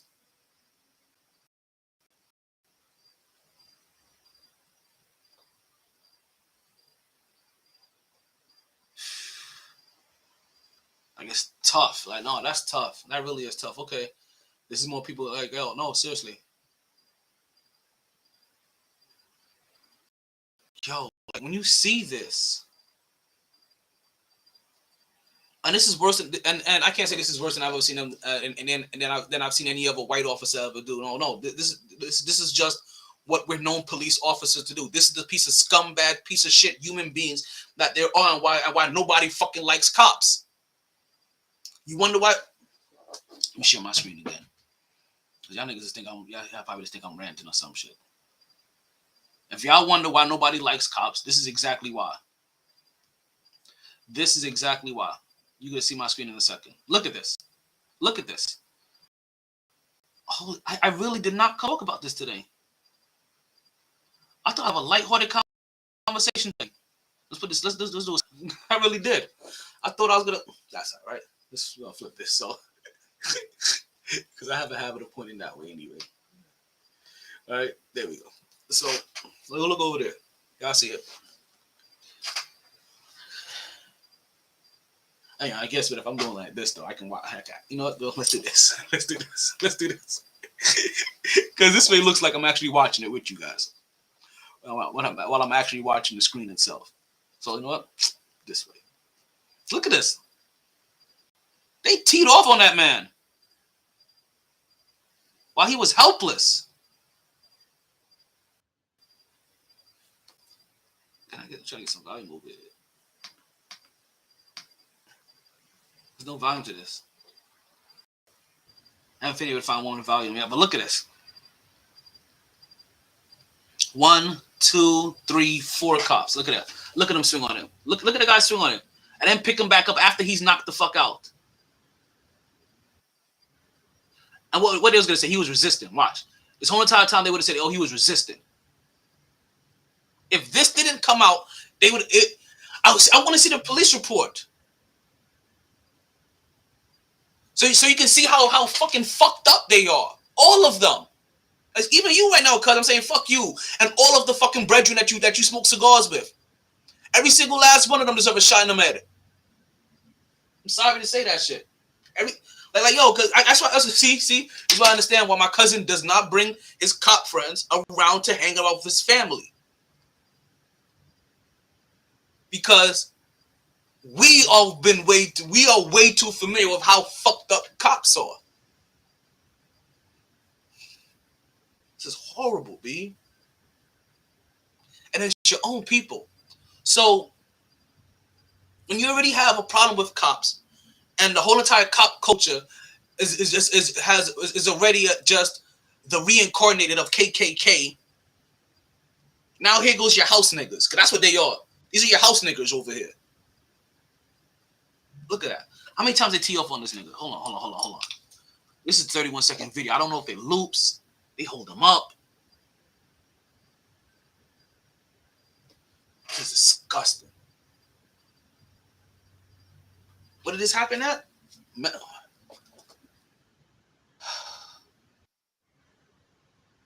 know I'm about to look up.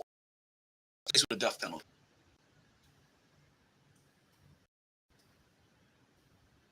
Because that's what they deserve. I'm not lying. I'm not joking. I'm not bullshitting.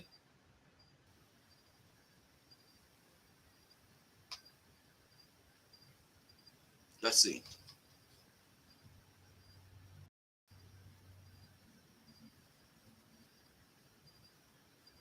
States with a death penalty. Where did this happen at again? Memphis? Tennessee? No, Tennessee doesn't allow the death penalty. Boy, we're trying to make an exception. Did this video start over again? No, I'm not watching this. Okay, let's start this from the beginning. so we can see how many times I'm on there, right? I think I missed a couple already. Look, in 5 seconds, I think I missed a bunch of them already. I can't locate his ass yet. Hold on. Let's see here. One, that's 1. That's 2.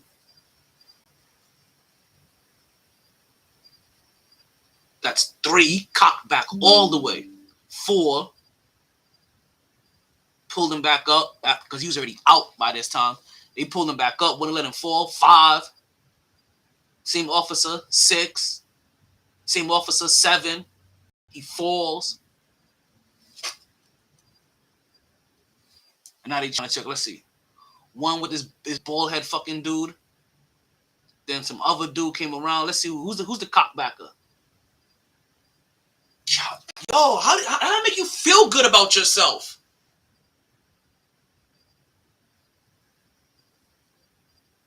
This is why. So, but also, make sure I still have time on my feeds. This is why also soldiers never consider police officers when. This is why, right? When talk about respect for your troops, police officers in the same breath as us. Ever. Soldiers do not want police officers in the same breath as them because they're the retarded little brothers doing this shit. If police officers was lumped in with your military, you would hate your military. But you love your military. This is pathetic. I really thought I was going to have a nice, lighthearted... I don't even know how to move on from this. To be honest with you,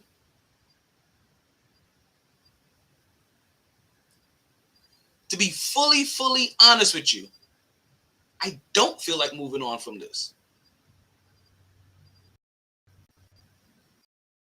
This just blew my high, honestly. I was really starting to like feel something. Completely blew that shit. Where did I put that motherfucker? Like, holy crap.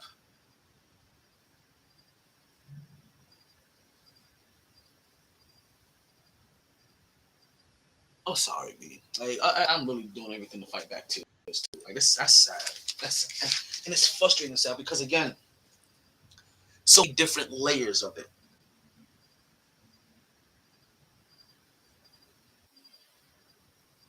It's already hard enough, right, having to worry about the cops.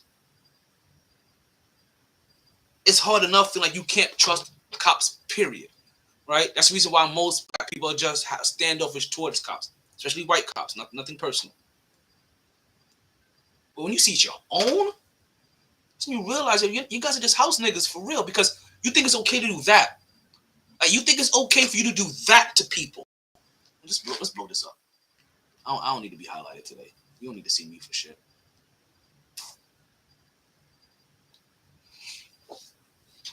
Look at this. What kind of human being does this, B? You tell me what part of them is protecting the law, is serving the oath, protecting the community. You know what's weird? The first time I heard, really heard, without there need to be an outrage, a full-blown outrage or a full-blown riot.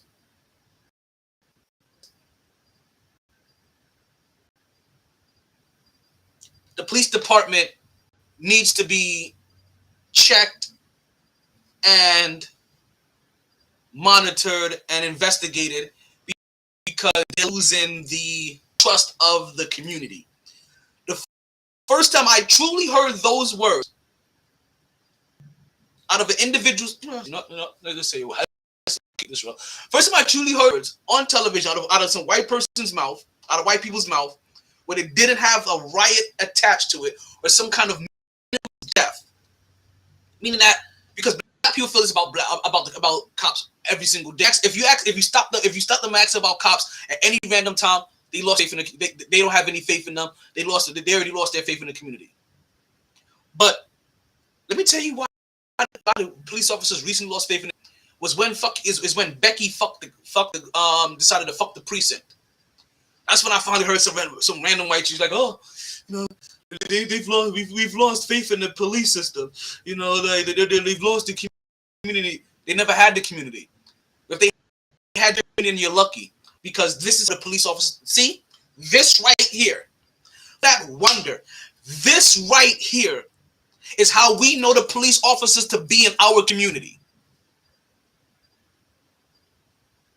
This, you tell me what part of, even if you say, well, he shouldn't have ran off, he shouldn't have resisted after they were overly aggressive. I can even understand. I can even understand you being that one semi-retarded person that goes to the cops portion because either you're authoritative buff or you have some lingering race issues in your heart, right? Even if you're that person that says, oh, he shouldn't have resisted, you tell me what part of him deserved this. I'll wait. Keep watching. I'll look again with you. What part of him deserved this? Tell me. Please. Because if cops did that to you, I guarantee you want that. You'll want that city. You'll be suing for millions. If they, and imagine this, he didn't survive that, so they killed him. So they killed him. You tell me who deserved that for a routine stop. See, this is what happens too often. You guys let your pride take over and see their pride was hurt. Hope they catch him and they stomp him out. You heard what they were saying. You heard them say it. They want him to stomp him out. Break his shit.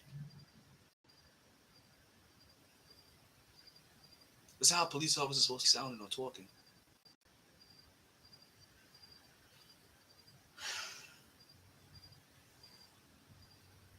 Burn that fucking city down. I'm sorry, I hate to say it. Yo,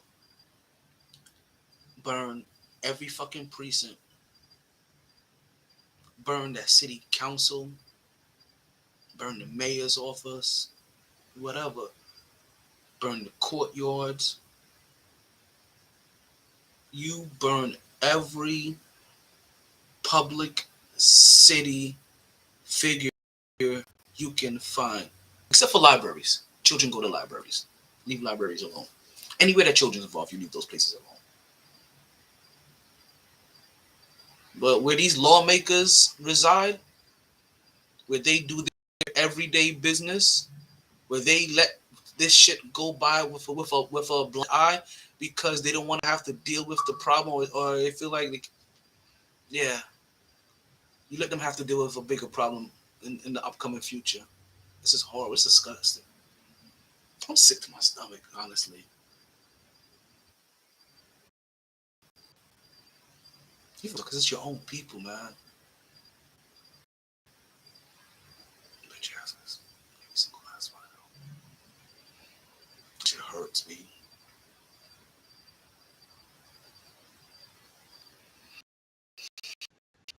We need to move on.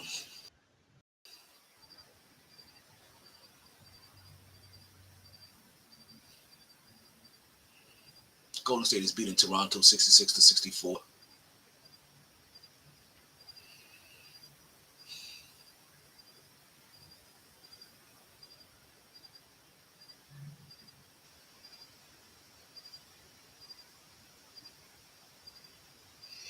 I don't know how to continue my show. Really don't. Really don't. Really thought I was gonna have a lighthearted Friday. I really did. Holy shit! I really thought I was gonna have a lighthearted Friday. Really thought I was gonna bring this topic in there, see what's trending. I was even debating if I wanted to take it away from sports. Glad I did.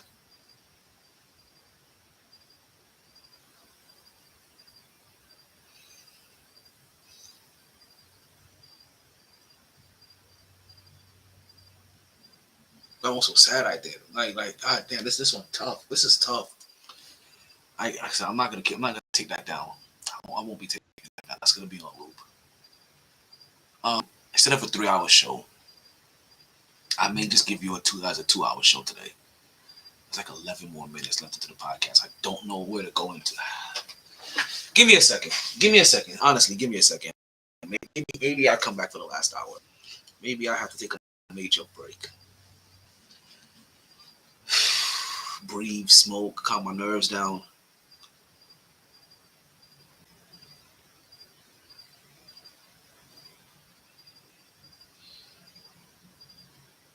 I just want to punch my cousin in the face when I see this nigga.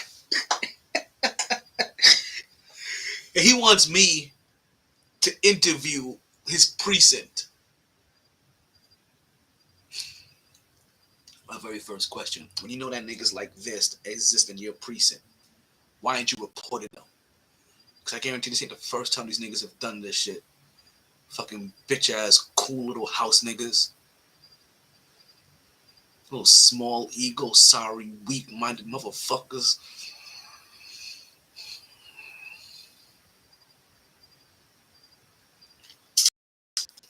I'm not gonna lie to you. Say that there are so many evil things I am wishing upon you. But if I sit on air, my podcast probably won't get aired, and I probably will end up incriminating myself. I'm not gonna do anything, but you never understand. You understand? But I have so many. I wish I prayed right now. I really did. Right now was the time I really wish I prayed.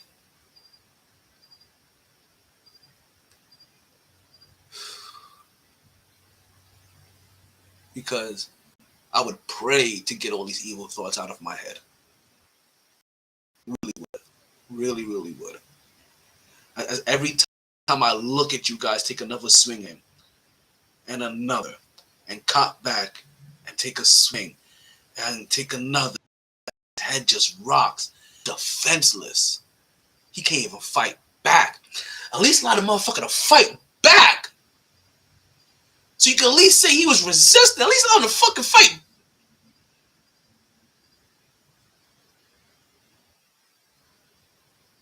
What's y'all names? Because y'all wanted to be famous. What's y'all names? Hold on 1 second. Yeah. Y'all can miss me. Anybody that wants to compare or say that, hey, yo, that these guys got it's quicker because they were black, they can miss me. I don't care. I don't give a fuck. Not, you can't say one good positive light to me.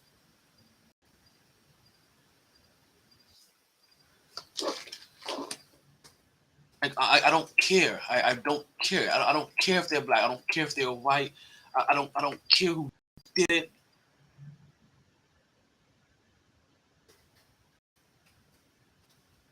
I don't care.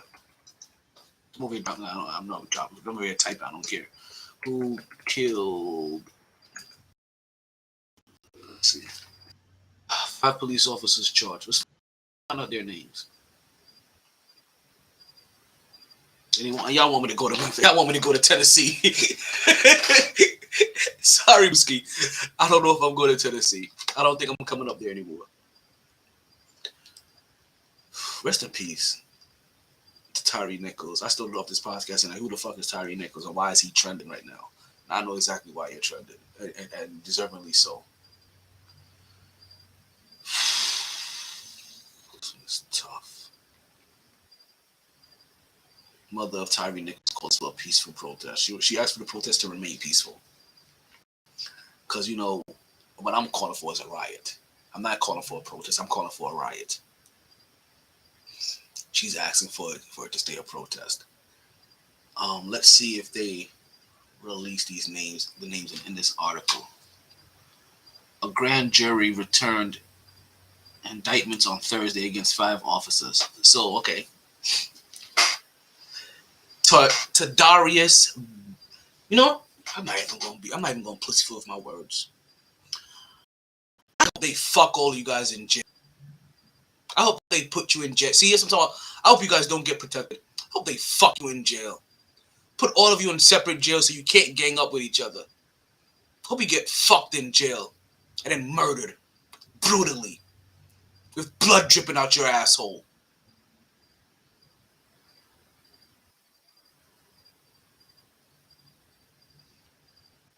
Probably decapitated too. With your own dick shoved down your neck.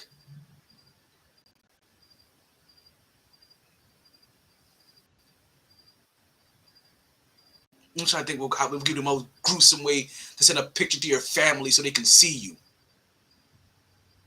I probably wouldn't want to kill you like that. No. I would want to torture you. I want to torture you slow. Pull all your fingernails off. Put pins in their replacement. Slowly peel the skin back on your body. Cut your ear off.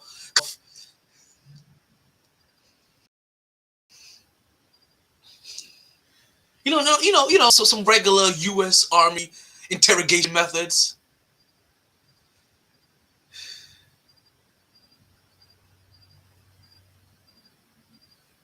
So Tadarius Bean, Demetrius Haley, Emmett Martin III, Desmond Mills, and Justice Smith were included with kidnapping.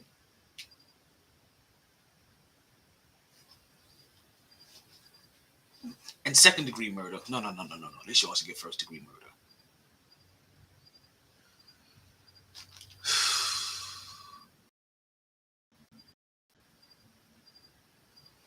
So let's see. Officers of assault. I want to hear what the police report said. 16 days after Nicholas died, they offered up the charges as evidence that they were following through. We did work quickly to expedite this investigation.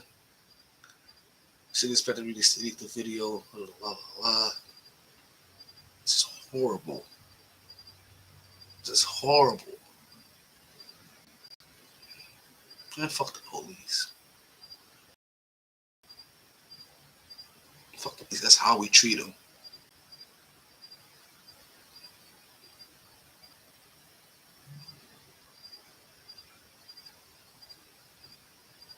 Like, I'm telling you right now, police officers are just lucky that they're in a building filled with guns. That's probably the only thing saving y'all asses all the time. Like, you see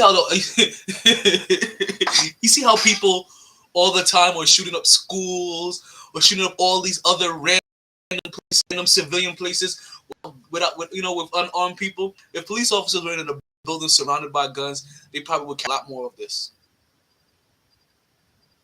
Thank God for technology. You don't even need people anymore.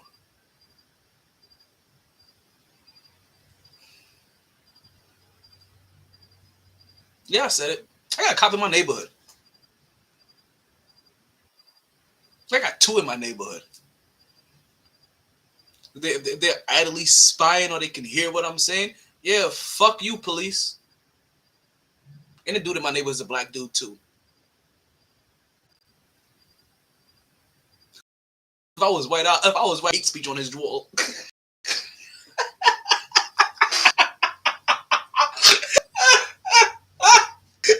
Holy shit, I am vexed. Oh my god, I am vexed. I am triggered. I'm full-blown triggered. I don't think I've been this triggered ever. Holy shit. I should stay my ass home tonight.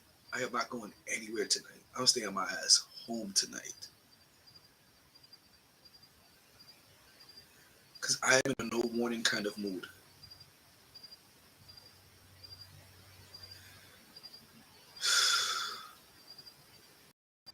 I'm gonna take a break. Just about right. I'm gonna take a break. It's probably gonna be like a 3 break. You're gonna hear the same commercial on a loop for 3 minutes. So enjoy. I gotta take a break. I'm gonna go get some fresh air. I'm gonna take a walk around my goddamn block. I'm dead ass about this. This is Dollar Taylor, the MyT Sports Podcast. It's a sad day. It's a sad day for the human race. Sad day for the black community. I feel sorry for all those mothers. Everybody in Memphis. Listen, I feel your pain. God damn it. I hate the fact that I feel your pain right now. We'll be back on the podcast. More was trending, I guess, afterwards.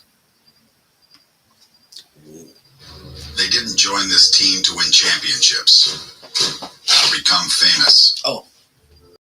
They joined because there is important work. Let's put on the and only graph some for you guys. able to do it. They are brighter, better educated, Actually, fuck the led, graphic. and equipped than any team I in think you watching history. this shit. They are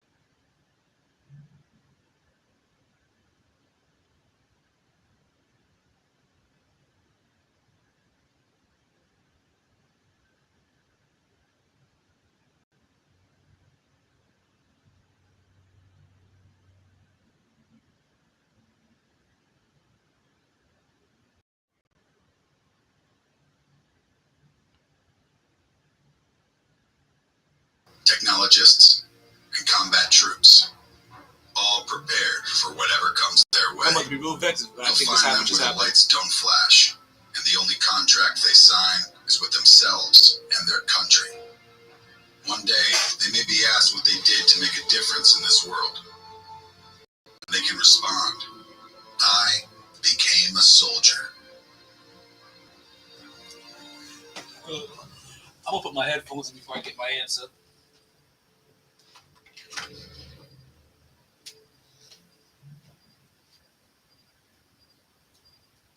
Oh no, I starved. They didn't join this team to win championships or become famous. They joined because there is important work to be done, and only some able to do it. They are brighter, better educated, led, and equipped Okay, than any I think team I realized what in just history. happened. Hold on one second. Hold on one second. Engineers, This is technologists, some bullshit. and combat troops, I think it is gonna. all prepared for whatever comes I think their I just way. learned something. You'll find them where the lights don't flash, and the only contract they sign is with themselves and their country. One day, they may be asked what they did to make a difference in this world, and they can respond, I became a soldier.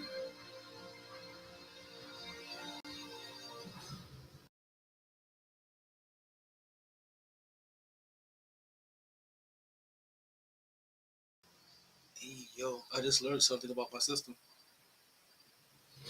They didn't join this team to win championships or become famous.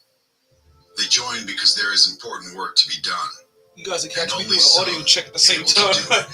I'm learning They something are about my brighter, own system. better educated, led, and equipped than any team in history. They are doctors, lawyers, Okay, let's stop shooting. engineers, technologists, and combat troops, all prepared for whatever comes their way. You'll find them where the lights don't flash, and the only contract they sign is with themselves and their country. One day, they may be asked what they did to make a difference in this world, and they can respond, I became a soldier.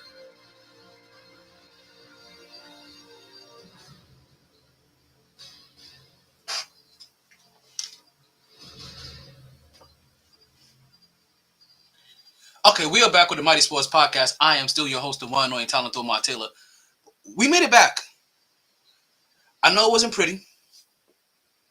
We ended things kind of rough for that first segment. I left you on a super long commercial. Didn't realize the commercial wasn't playing in the beginning, that you guys couldn't hear it. Excuse me. I'm super gassy. You guys have been listening to it all day. Right?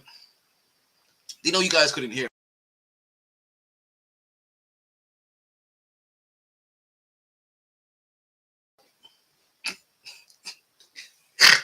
I learned something, and we shouldn't have this issue anymore. Hopefully, we shouldn't have that issue anymore. Because now when I do that, I think I'm gonna run it like this, and that way my audio is always kind of. I don't want you guys to see me.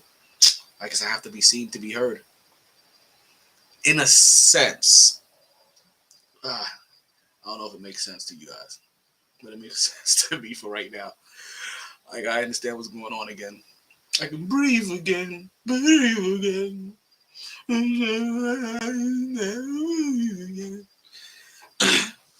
Alrighty. Oh man. What a way to start off a new segment. Like, god damn. Like, god damn. Like, yo, brethren. Yo, we could just relax and come into something light-hearted, right? Something peaceful-minded. No. 10 o'clock at night. Me have to say a whole entire city locked down. Can I beat up one little young brethren, one little young youth. A 29-year-old brethren. Tyree Nichols. Them beat him. Them beat him till him dead. Blood clot police them. Fire upon them. Fire upon our police. Me have police officer in my family. Fire upon them too. Cause none of them report the crooked one. None of them report the crooked one. Them. I'll keep that shit to themselves. Cause either uno crooked yourself, or live your life in a fear, and you hide behind that badge, and you hide behind that gun, and you hide behind that uniform, and without none of it, on a weak little less than body dropping.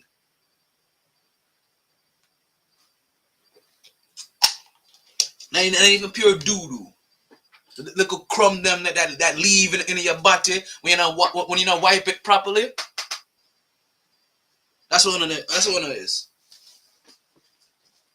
I can't stand none of you niggas right now. Really can't. I can't. Yeah. I gotta move on. Cause I'll be stuck here either sad or cussing them. I'm not even gonna go back into what's trending, even though what's trending next, right? It's actually something that we're watching right now, but we're not watching the most current episode.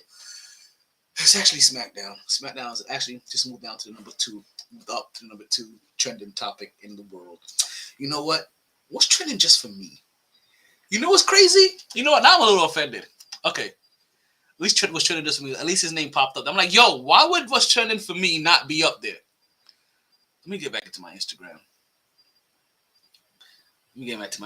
Let's get back into it fully. I forgot I can watch myself while I really forgot. I can do this. Okay. Man. That's a rough topic. Listen, you know what they say, right? Now you either go hard or you go home, you either go big or not, right? You know what they say. But Jesus, was that one rough? But to start off your first ever segment, right? Or to start off your first segment, or the first ever segment of Freestyle Friday, and to get that as the topic, to get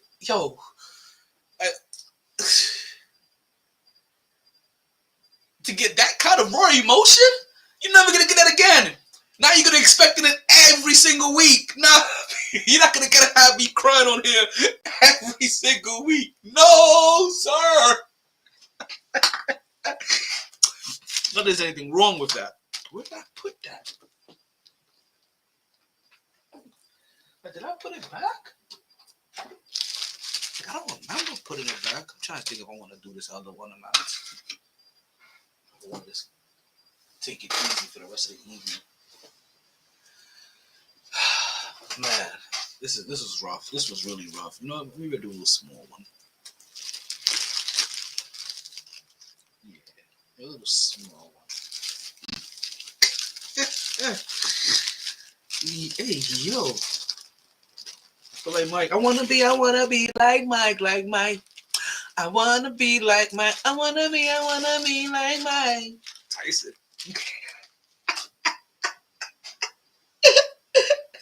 Oh man. Let's get back into the sports. Let's roll up. Right? Let's roll up. Roll up. And let's roll out and let's get back into the sports because we still have picks to make. I thought I was gonna go in and out of Freestyle Friday. You know what I mean? Like play around with it a little bit. You know what I mean? Like play like you play with the pom pom, right? Like come in, like go in there, go out of it. You know what I mean? Like slap it around a little bit. You know.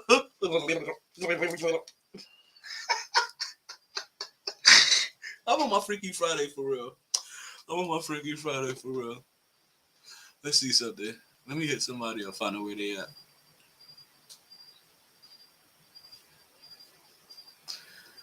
Let's see. Wait, where's my crush at? Restart.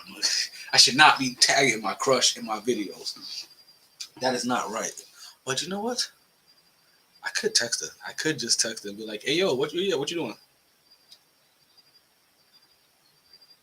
Like, yo, you still at work? Like you guys know, I have. Wait, was that just it? There you go. Like, you guys know. You guys know. Oh wait, I'm really tagging you. Whatever. Stop that. Don't tag her. Don't tag her. Don't tag her. Don't tag her. Text her like a normal person. How's your night going?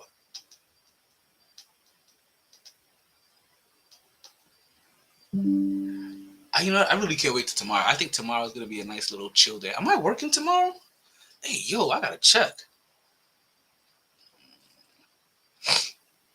I work Sunday. Okay, that's what I thought. I work Sunday morning from 7:45 to 10:45. Just 3 quick hours. But that's all I like. It's for Amazon. It's 3 quick Amazon hours. Make some extra dough. You know what I mean? For what I'm gonna spend for the weekend. Right? Make whatever little bit of dough I'm gonna spend for the weekend. Make that shit right back.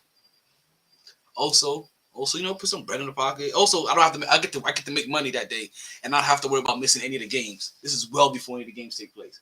What was I talking about? I'm gonna do that day then. I will not be watching wrestling leading up into. Oh no, I said about Saturday. I said that about Saturday. And if I didn't make it through all of Saturday, because I still have a lot of shit to watch.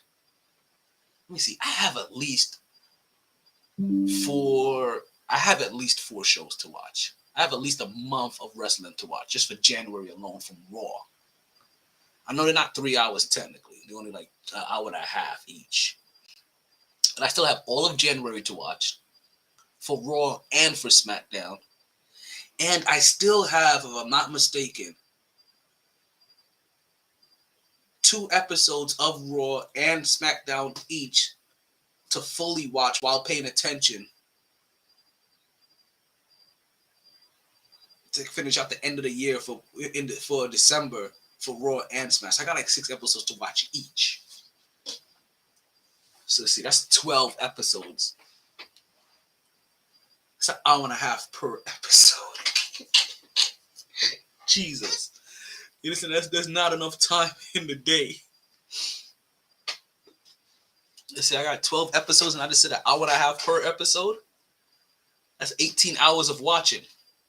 That's 18 hours of watching before I get to Royal Rumble. So this is why I say I'll probably end up watching like throughout Saturday. And then end up watching, yeah, I see why I thought about I was probably gonna end up watching. But you know, though, it still works. Depending what time depending on what time they start, right? The game start. I haven't looked that up yet. Maybe I should start looking that up. I'll put that on paper. There's no water. All right. Start. Yep. Let's do this. That was way too small to chew. Okay. Yeah, let's find out what time the game start. I don't know, cause we've been doing something weird. I don't know if they're gonna try to stick with trying to maximize prime time. Right? Where's my homie at? You know though, while I won't. Oh damn! I almost left my Instagram video. While I won't tag my crush, right? I'll tag my homie. Where's my homie at? Uh-oh. My homie's out buying you shoes. Let me see. Let's see what the homie's doing.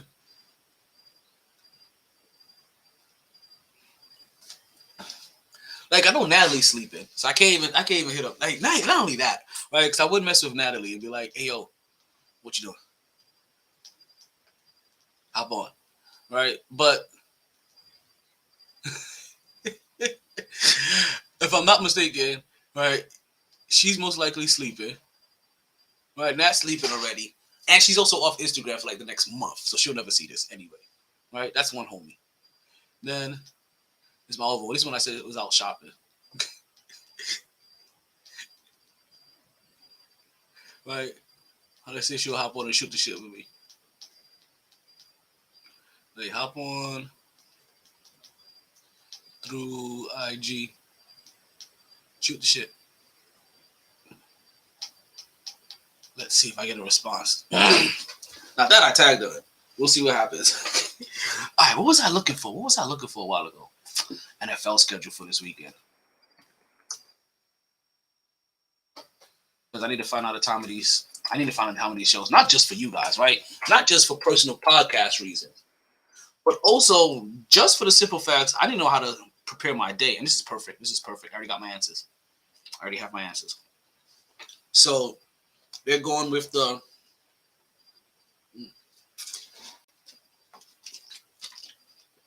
they're going with the 3 o'clock and the 6 o'clock and the 6:30 time frame.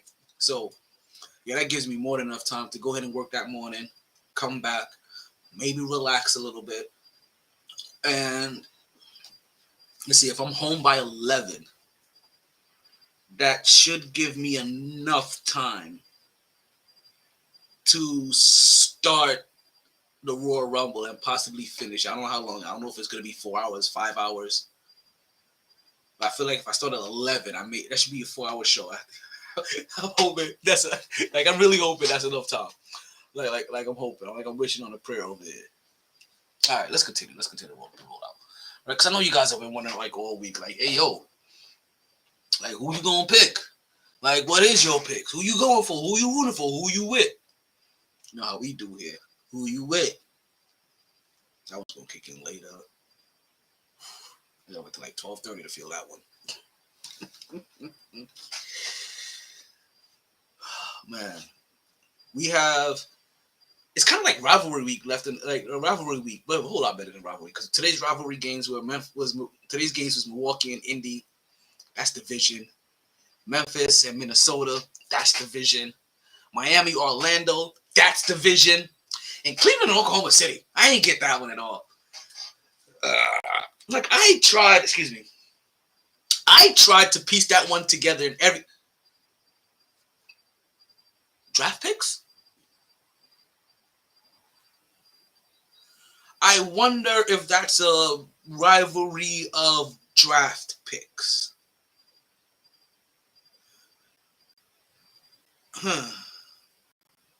What should have been Chet Holmgren versus possibly I forget the center's name here. But wasn't Chet a rookie? Supposed to be rookie this year? That's the interesting one. Because there's a twist to all of these rivalry weeks. And granted, while every game isn't highlighted as a game for rivalry week, why would you have a rivalry week and have games that are kind of a rivalry in some way, shape, or form, right? Like I don't care, find it. I don't care. You know what I'm saying? I don't care. I was a lot more early. I don't care. I don't care, man. Fuck them. I was in there. Goddamn. Let me hop. Oh, whoa. I almost dropped down there. I almost jumped in there. I almost jumped back down there. Can't do that.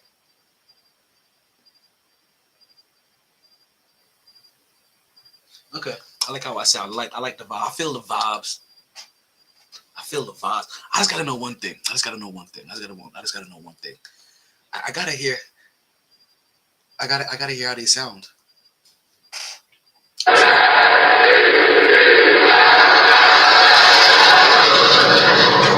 sorry. Cleveland! This is for you! Kind of about Cleveland, right? I don't understand.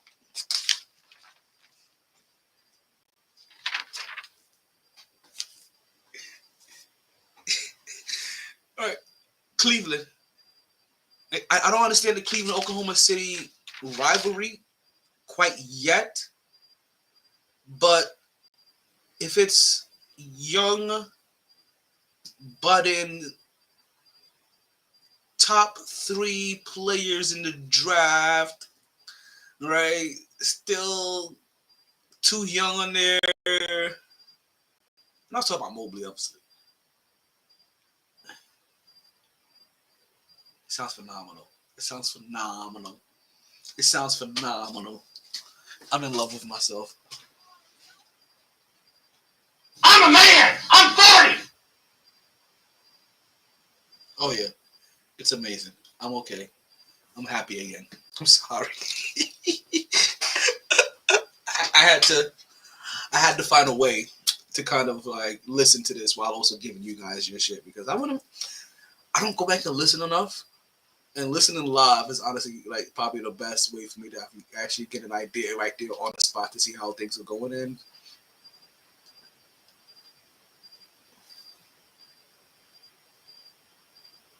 Watch. Okay, what I can't get caught doing it is listening and watching myself. Let's stop this. Let's stop this right now. This is madness. Absolute madness. Okay, let's continue to roll up and roll out. Right. No, all jokes aside, no longer playing. No, I'm done doing my best impression of Inception. We got some big games coming up this weekend. We have some really big games coming this weekend. And no, I'm not talking about the rivalry games. I'm talking about much bigger games. You know what? I want to feel myself real quick. So bear with me. You know, I'm going all.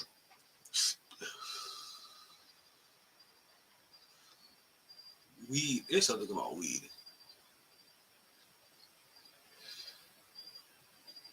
Boy, we can accentuate anything, can't it? All right, let's continue. God damn, that's like drinking and not being a regular drink and smoker at the same time. I used to crossfade. I had a we don't have to be here for long. We're not here for a long time. We're just here for a good time. All right, let's go ahead and raise the volume. Let's go ahead and raise the temperature because I'm actually trying to sound a little stoned, and I don't want to sound stoned. These are function norms. I caught my eyes. Sorry, I caught my eyes on camera.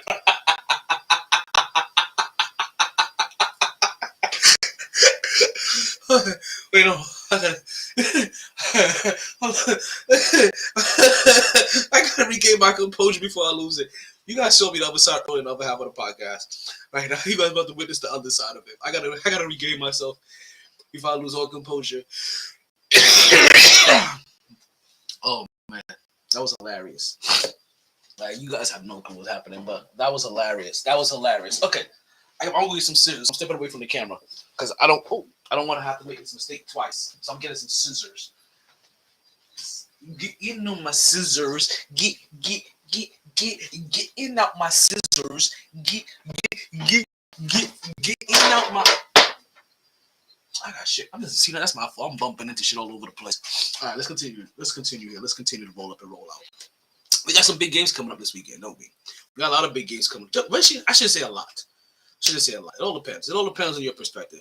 If you're a basketball fan, I know you're excited about the rivalry week, but that's probably not what we're talking about here. We're not talking about the excitement on Saturday. No. We're talking about the excitement on Sunday. And we're talking about the excitement that happens after you generally go to church, you know, and you give all, you give all praise to the power above. Well, you know, however you do, right? Speaking of, I gotta get the sis on the podcast too. She got some apparel to push. She got her out here pushing hoodies. She be pushing P too. Product, that is. Product. Her product is hoodies, t-shirts, sandals, and apparel. No, let's get back. Let's start joking about it. Let's get back into it. So we got some big games coming up. We have some big games. We have the Kansas City Chiefs taking on the Cincinnati Bengals, and also the Philadelphia Eagles taking on the. Why am I blanking? Who's Philly taking on? Philly. Oh, San Fran. Why I keep forgetting? See, San Fran's gonna lose. Nah, I can't say that. But that's how I feel. I feel like San Fran's gonna lose. All right, and it's not because I keep forgetting about those. It's not because what is San Francisco the forgotten team here? Are they the team that's coming in here with the least memorable story? Because when you get down to the Final Four, right? We all know they're good. We all know they're good here, right? And what generally starts happening right now, like people mistake when Super Bowl week starts, right? And the media push and everything else. Super Bowl week actually started, media that is, this past Monday. That's when that last game went off on Sunday. And you had this Final Four. Oh yeah, the championship rounds. Oh yeah, that's what really started media week. That's it right there. You see it. You see it happening already. Joe Burrow and his boys talking smack. Give it. Excuse me. Yo, when that shit hits the system, what am I hearing? Am I hearing myself and wondering what am I? You know what? My bad. I'm hearing myself. I'm feeling myself.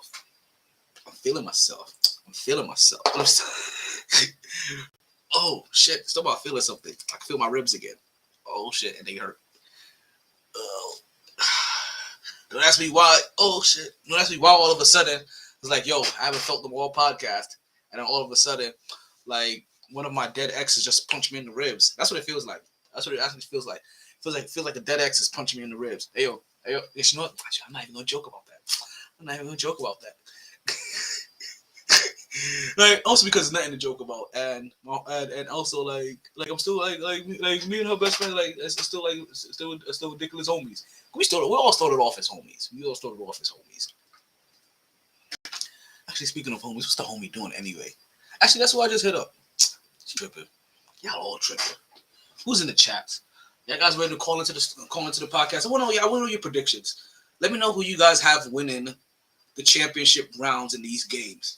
If you have Philly winning, let me know if you got San Fran winning. If you have Cincinnati winning or Kansas City winning. Who's your favorite? Because the favorite, I'm not going to sit here and act like that you can't talk yourself into having every team win here. It's the reason why they're here. I would have 49ers fan to pull up. I would pull them up and they could give me a solid case for the 49ers to win. Hey, yo, Vic, what's going on, B? Yo. I'll wait till Wednesday. I still got a question for you guys, like for you and the whole crew. I still got a question for you guys I still got to ask. But Vic, can I tell you, I was not expecting that when I started today's podcast, that I was going to be talking about the murder of Tyree Nichols by those 5 Memphis police officers. I did not. Did you hear about that shit? I had to double back real quick just to see if you caught that, because I saw that you left the podcast for a little bit. Now you're back. That was wild. That's still, you know what? I don't want to go back. Let me not go back. Let me move forward. Roll up and roll out. Right? That's what I say. Right? Roll up and roll out. Roll up and roll out. Roll up and roll out. That's like the motto of every pothead in the military. You gonna roll up and roll out. Roll up and roll out. You're left. You're left, baby. You're left. You're left. You're left. Right.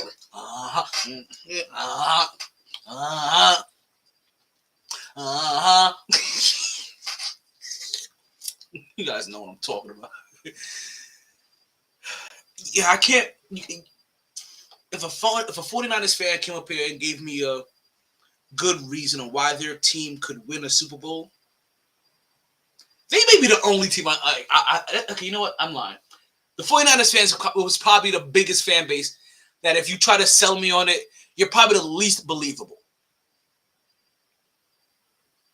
Which makes their odds to me like incredible. Like or maybe they're the odds favorite. Because man, every time San Francisco wins, right, without Jimmy G, every time they take that step forward without Jimmy G, you start thinking like, damn, they are really doing something that has never. You understand that?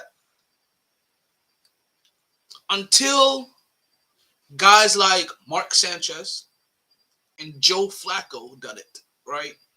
Was it Joe Flacco as a rookie? No. Wait, was it him as a rookie? No. Joe Flacco is a rookie. He did it on his rookie contract. I can't remember if Joe Flacco took him to a championship round as a rookie. I don't think that was him. I still think that was him in a weird way. In a weird way, I still think that was him. But you understand, like we're talking about rear ear here, and not even rear ear of greatness, just rear ear for what a rookie quarterback is doing. Like Purdy is taking his team to an Eastern Conference. It's taking his Eastern Conference. It's taking his team to the NFC Conference Championship game. And every win they collect, even in the playoffs regularly, with Purdy as their quarterback, is, oh my God, I can't believe they're doing this. Oh my God. So I'm going to step aside from the Super Bowl participants for a little while. There it goes again. I feel it again. Right? I want to take a step back from the Super Bowl participants for a second, right? And let's talk about, all right, Jimmy G and his value, because we understand that Jimmy G has been a name that's been coveted for some time now, right? And it's a name that brings up a lot of different kind of feelings. He's Jimmy G, the guy that New England drafted, right? Bill Belichick drafted as the heir to Tom Brady. It's the guy that Tom Brady felt so threatened by that he had to get traded away, right? Then he's also the same guy that he goes to San Francisco, takes him to a couple NFC championships, takes him to a Super Bowl.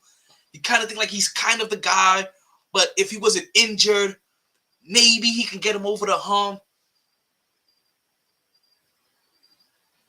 And now he's back on that market. And now seeing what Purdy is doing, how much value is put into Jimmy G still? Is there still a big old Jimmy mystique, right? Do you guys still have this big Jimmy mystique to you? Or has the Jimmy come down to reality now? And you're starting to think like, damn, maybe this is a little bit more Shanahan. You definitely know that Shanahan was playing a part in this. But maybe this is a whole lot more Shanahan watching somebody get whacked with a shillelagh.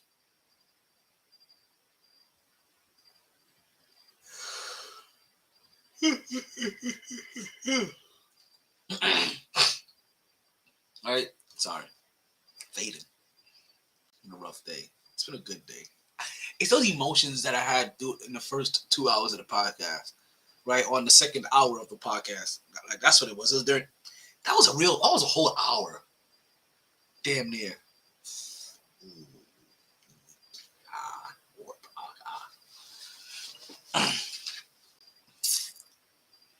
Where were we? No, seriously. I think I lost my train of thought for like a little moment. I know we was talking about Jimmy G, right? Jimmy Mystique, big, right? So is there still a big Jimmy Mystique going on out there? Or you guys still saying like, hey, Jimmy G's that dude, right? I like Jimmy. I just wish that Jimmy lasted the whole entire season, right? And he didn't always have to get injured, and you have to worry about, and he go limp, and you have to worry about getting Jimmy back right again to finish strong through the end. Not really, and then also not knowing, hey, is this really Jimmy? Or is this Jimmy this good only because it's souped up with a Shanahan? Basically, is this Jimmy good, or is this because of one of those corner store pills. So, if you seen Purdy doing what he does, and you seen Purdy do everything that Jimmy G has done, does that tell you that the X Factor may be the head coach? And it's not because okay. Better example, because you may not be able to get the Jimmy mystique out of your mind, right? Like once you get that big Jimmy mystique in your head, it's kind of hard to get that image out. So I get it. Whatever you're thinking about Jimmy G, whatever you're thinking about willing to give up for Jimmy, right? Whatever you're willing to sacrifice for the Jimmy. Would you do the same thing for Geno Smith? And if the answer is a bona fide, oh, hell no, or fuck no, what is this guy doing? Man, he's only good because of Pete Carroll and the... See, right there. What do we really know about Jimmy?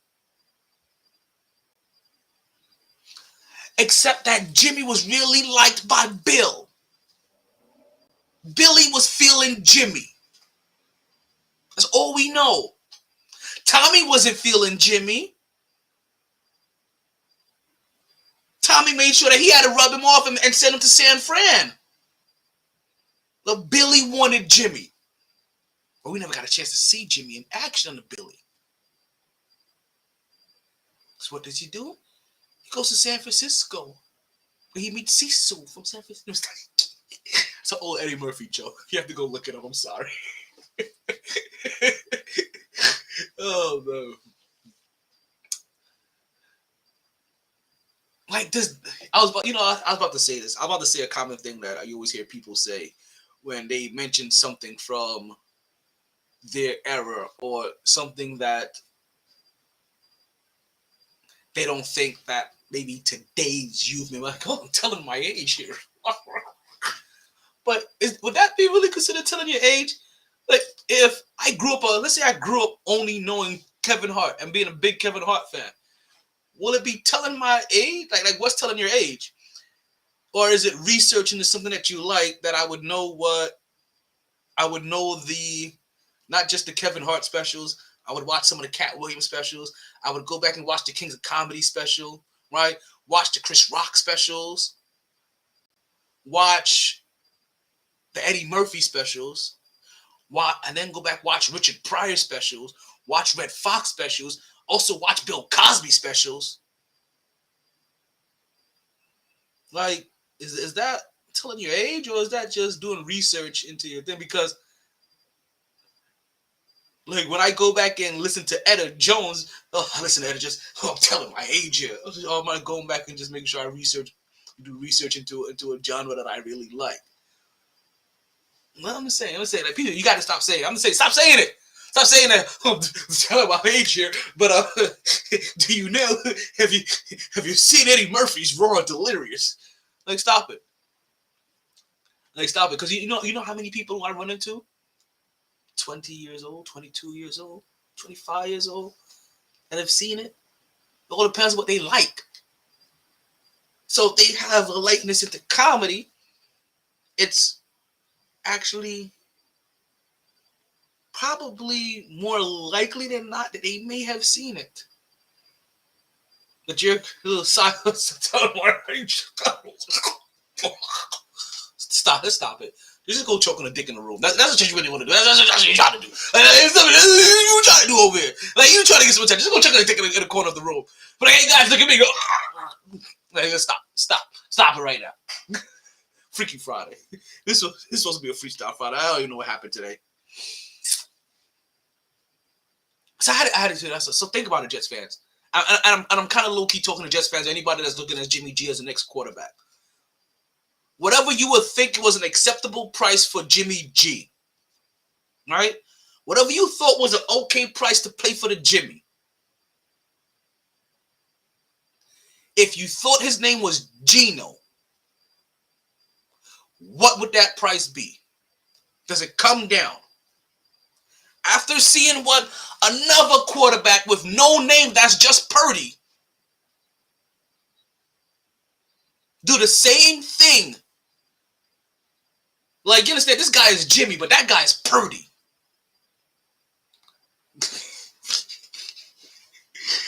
Doing the same thing that Jimmy was doing. Does that bring that price down again just a little bit more? Now, where have you gone from now for what you were willing to give up for Jimmy G to now where you're at? Is it a lot closer to what you were asked that you would possibly ask for if you was trying to get Geno Smith in a trade, that is, whatever, if you had to find, like in the same scenario that you had to acquire Geno from Seattle, the same way you had to acquire, let's say all things equal. Is the price now a little bit closer to Geno's price versus now double Geno's price or triple Geno's price? Not saying Geno's as good as Jimmy's. No. That's all I'm saying. That's all. No. Don't twist my words. That's not what I'm saying here. What I am saying though is let's take into consideration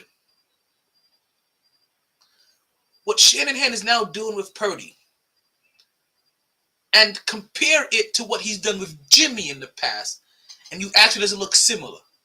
And if that question is yes, that means maybe that coach has a whole lot more to do with it. Because we still don't really remember Jimmy in New England.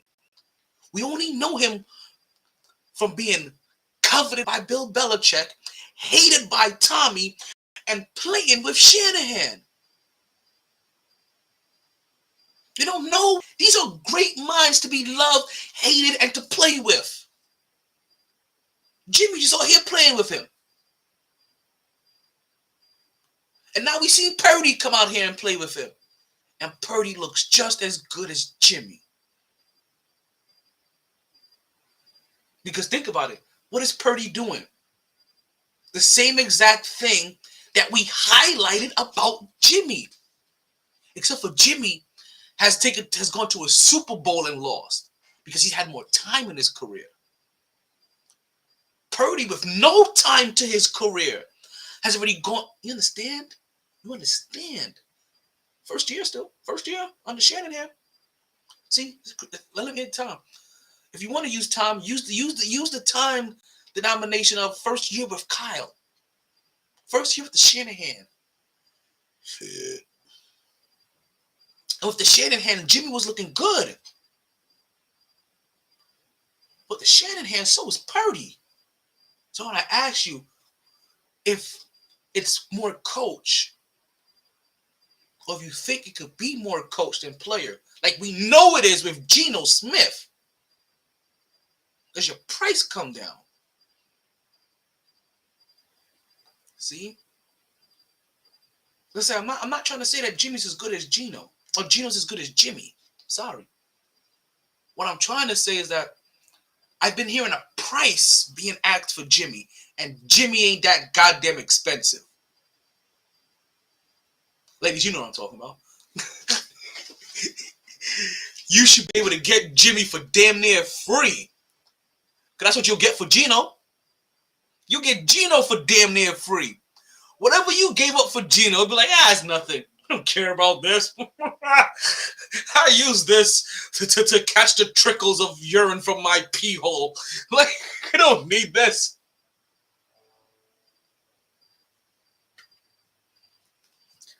But when it was talking about Jimmy, it was talking about Jimmy for like 3 first-round picks. That was the talk. But I guarantee you, when I asked you about Geno, I bet some of you was even talking about 2 number 2s, maybe. A number 3 pick. 2 number 3s, maybe. I ain't gonna know first. Now, based on what we've seen, should Jimmy at least be worth a first? Yes, at least a first. But like Rakim said, that's where it stops. You can't convince me out of nothing else. For a broken down quarterback that I don't know if it's truly him that can lead a squad, or if he has to have the brilliant minds of the Shanahans. That's like having a Murdoch.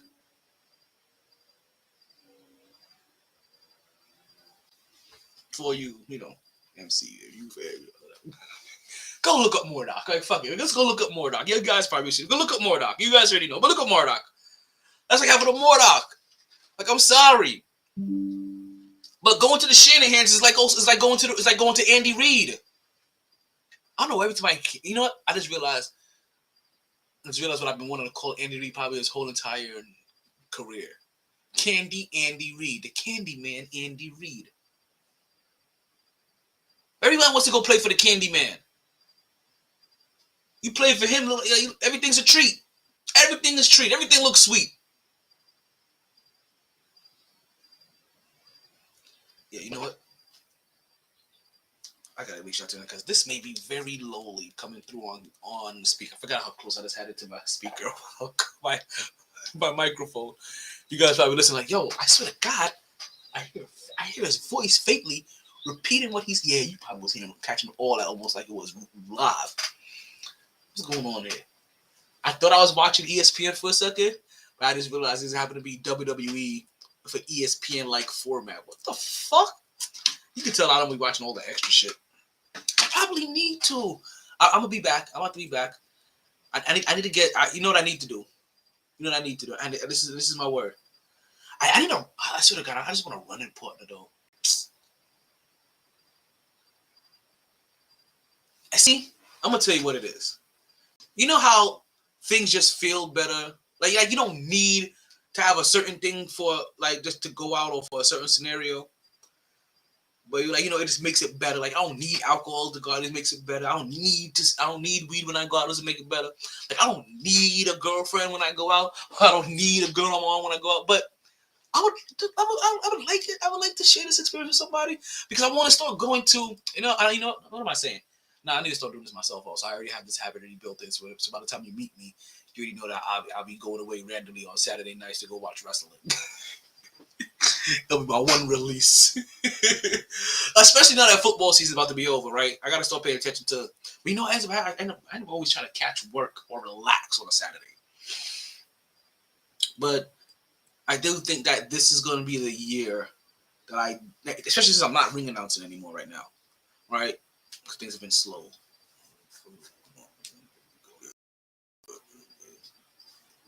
Your eyes is talking to you, B.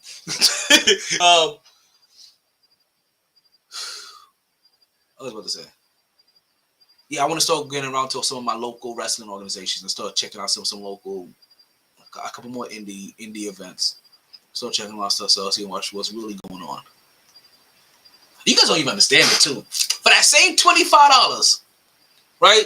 That you're so always willing to give WWE to buy a ticket. For that same $25, you can just have a front row ticket, a front row seat to the same exact action. To a wrestler that you'll probably end up seeing there in 5-10 years. Probably 5. Let's give them better. Let's give them 5. 3 to 5 years these days. You'll probably see it in the next 3 to 5 years. But realistically, let's call it more like 3 to 10 years. Somewhere within that 3 to 10 year window. You'll see them right there on the television. And you'll get the immediate interaction with them. But that same $25 you want to get WWE all the time. You have a much better interaction. Also a much better show. much better show. Much better performance by the wrestlers. In-ring performance, that is. WWE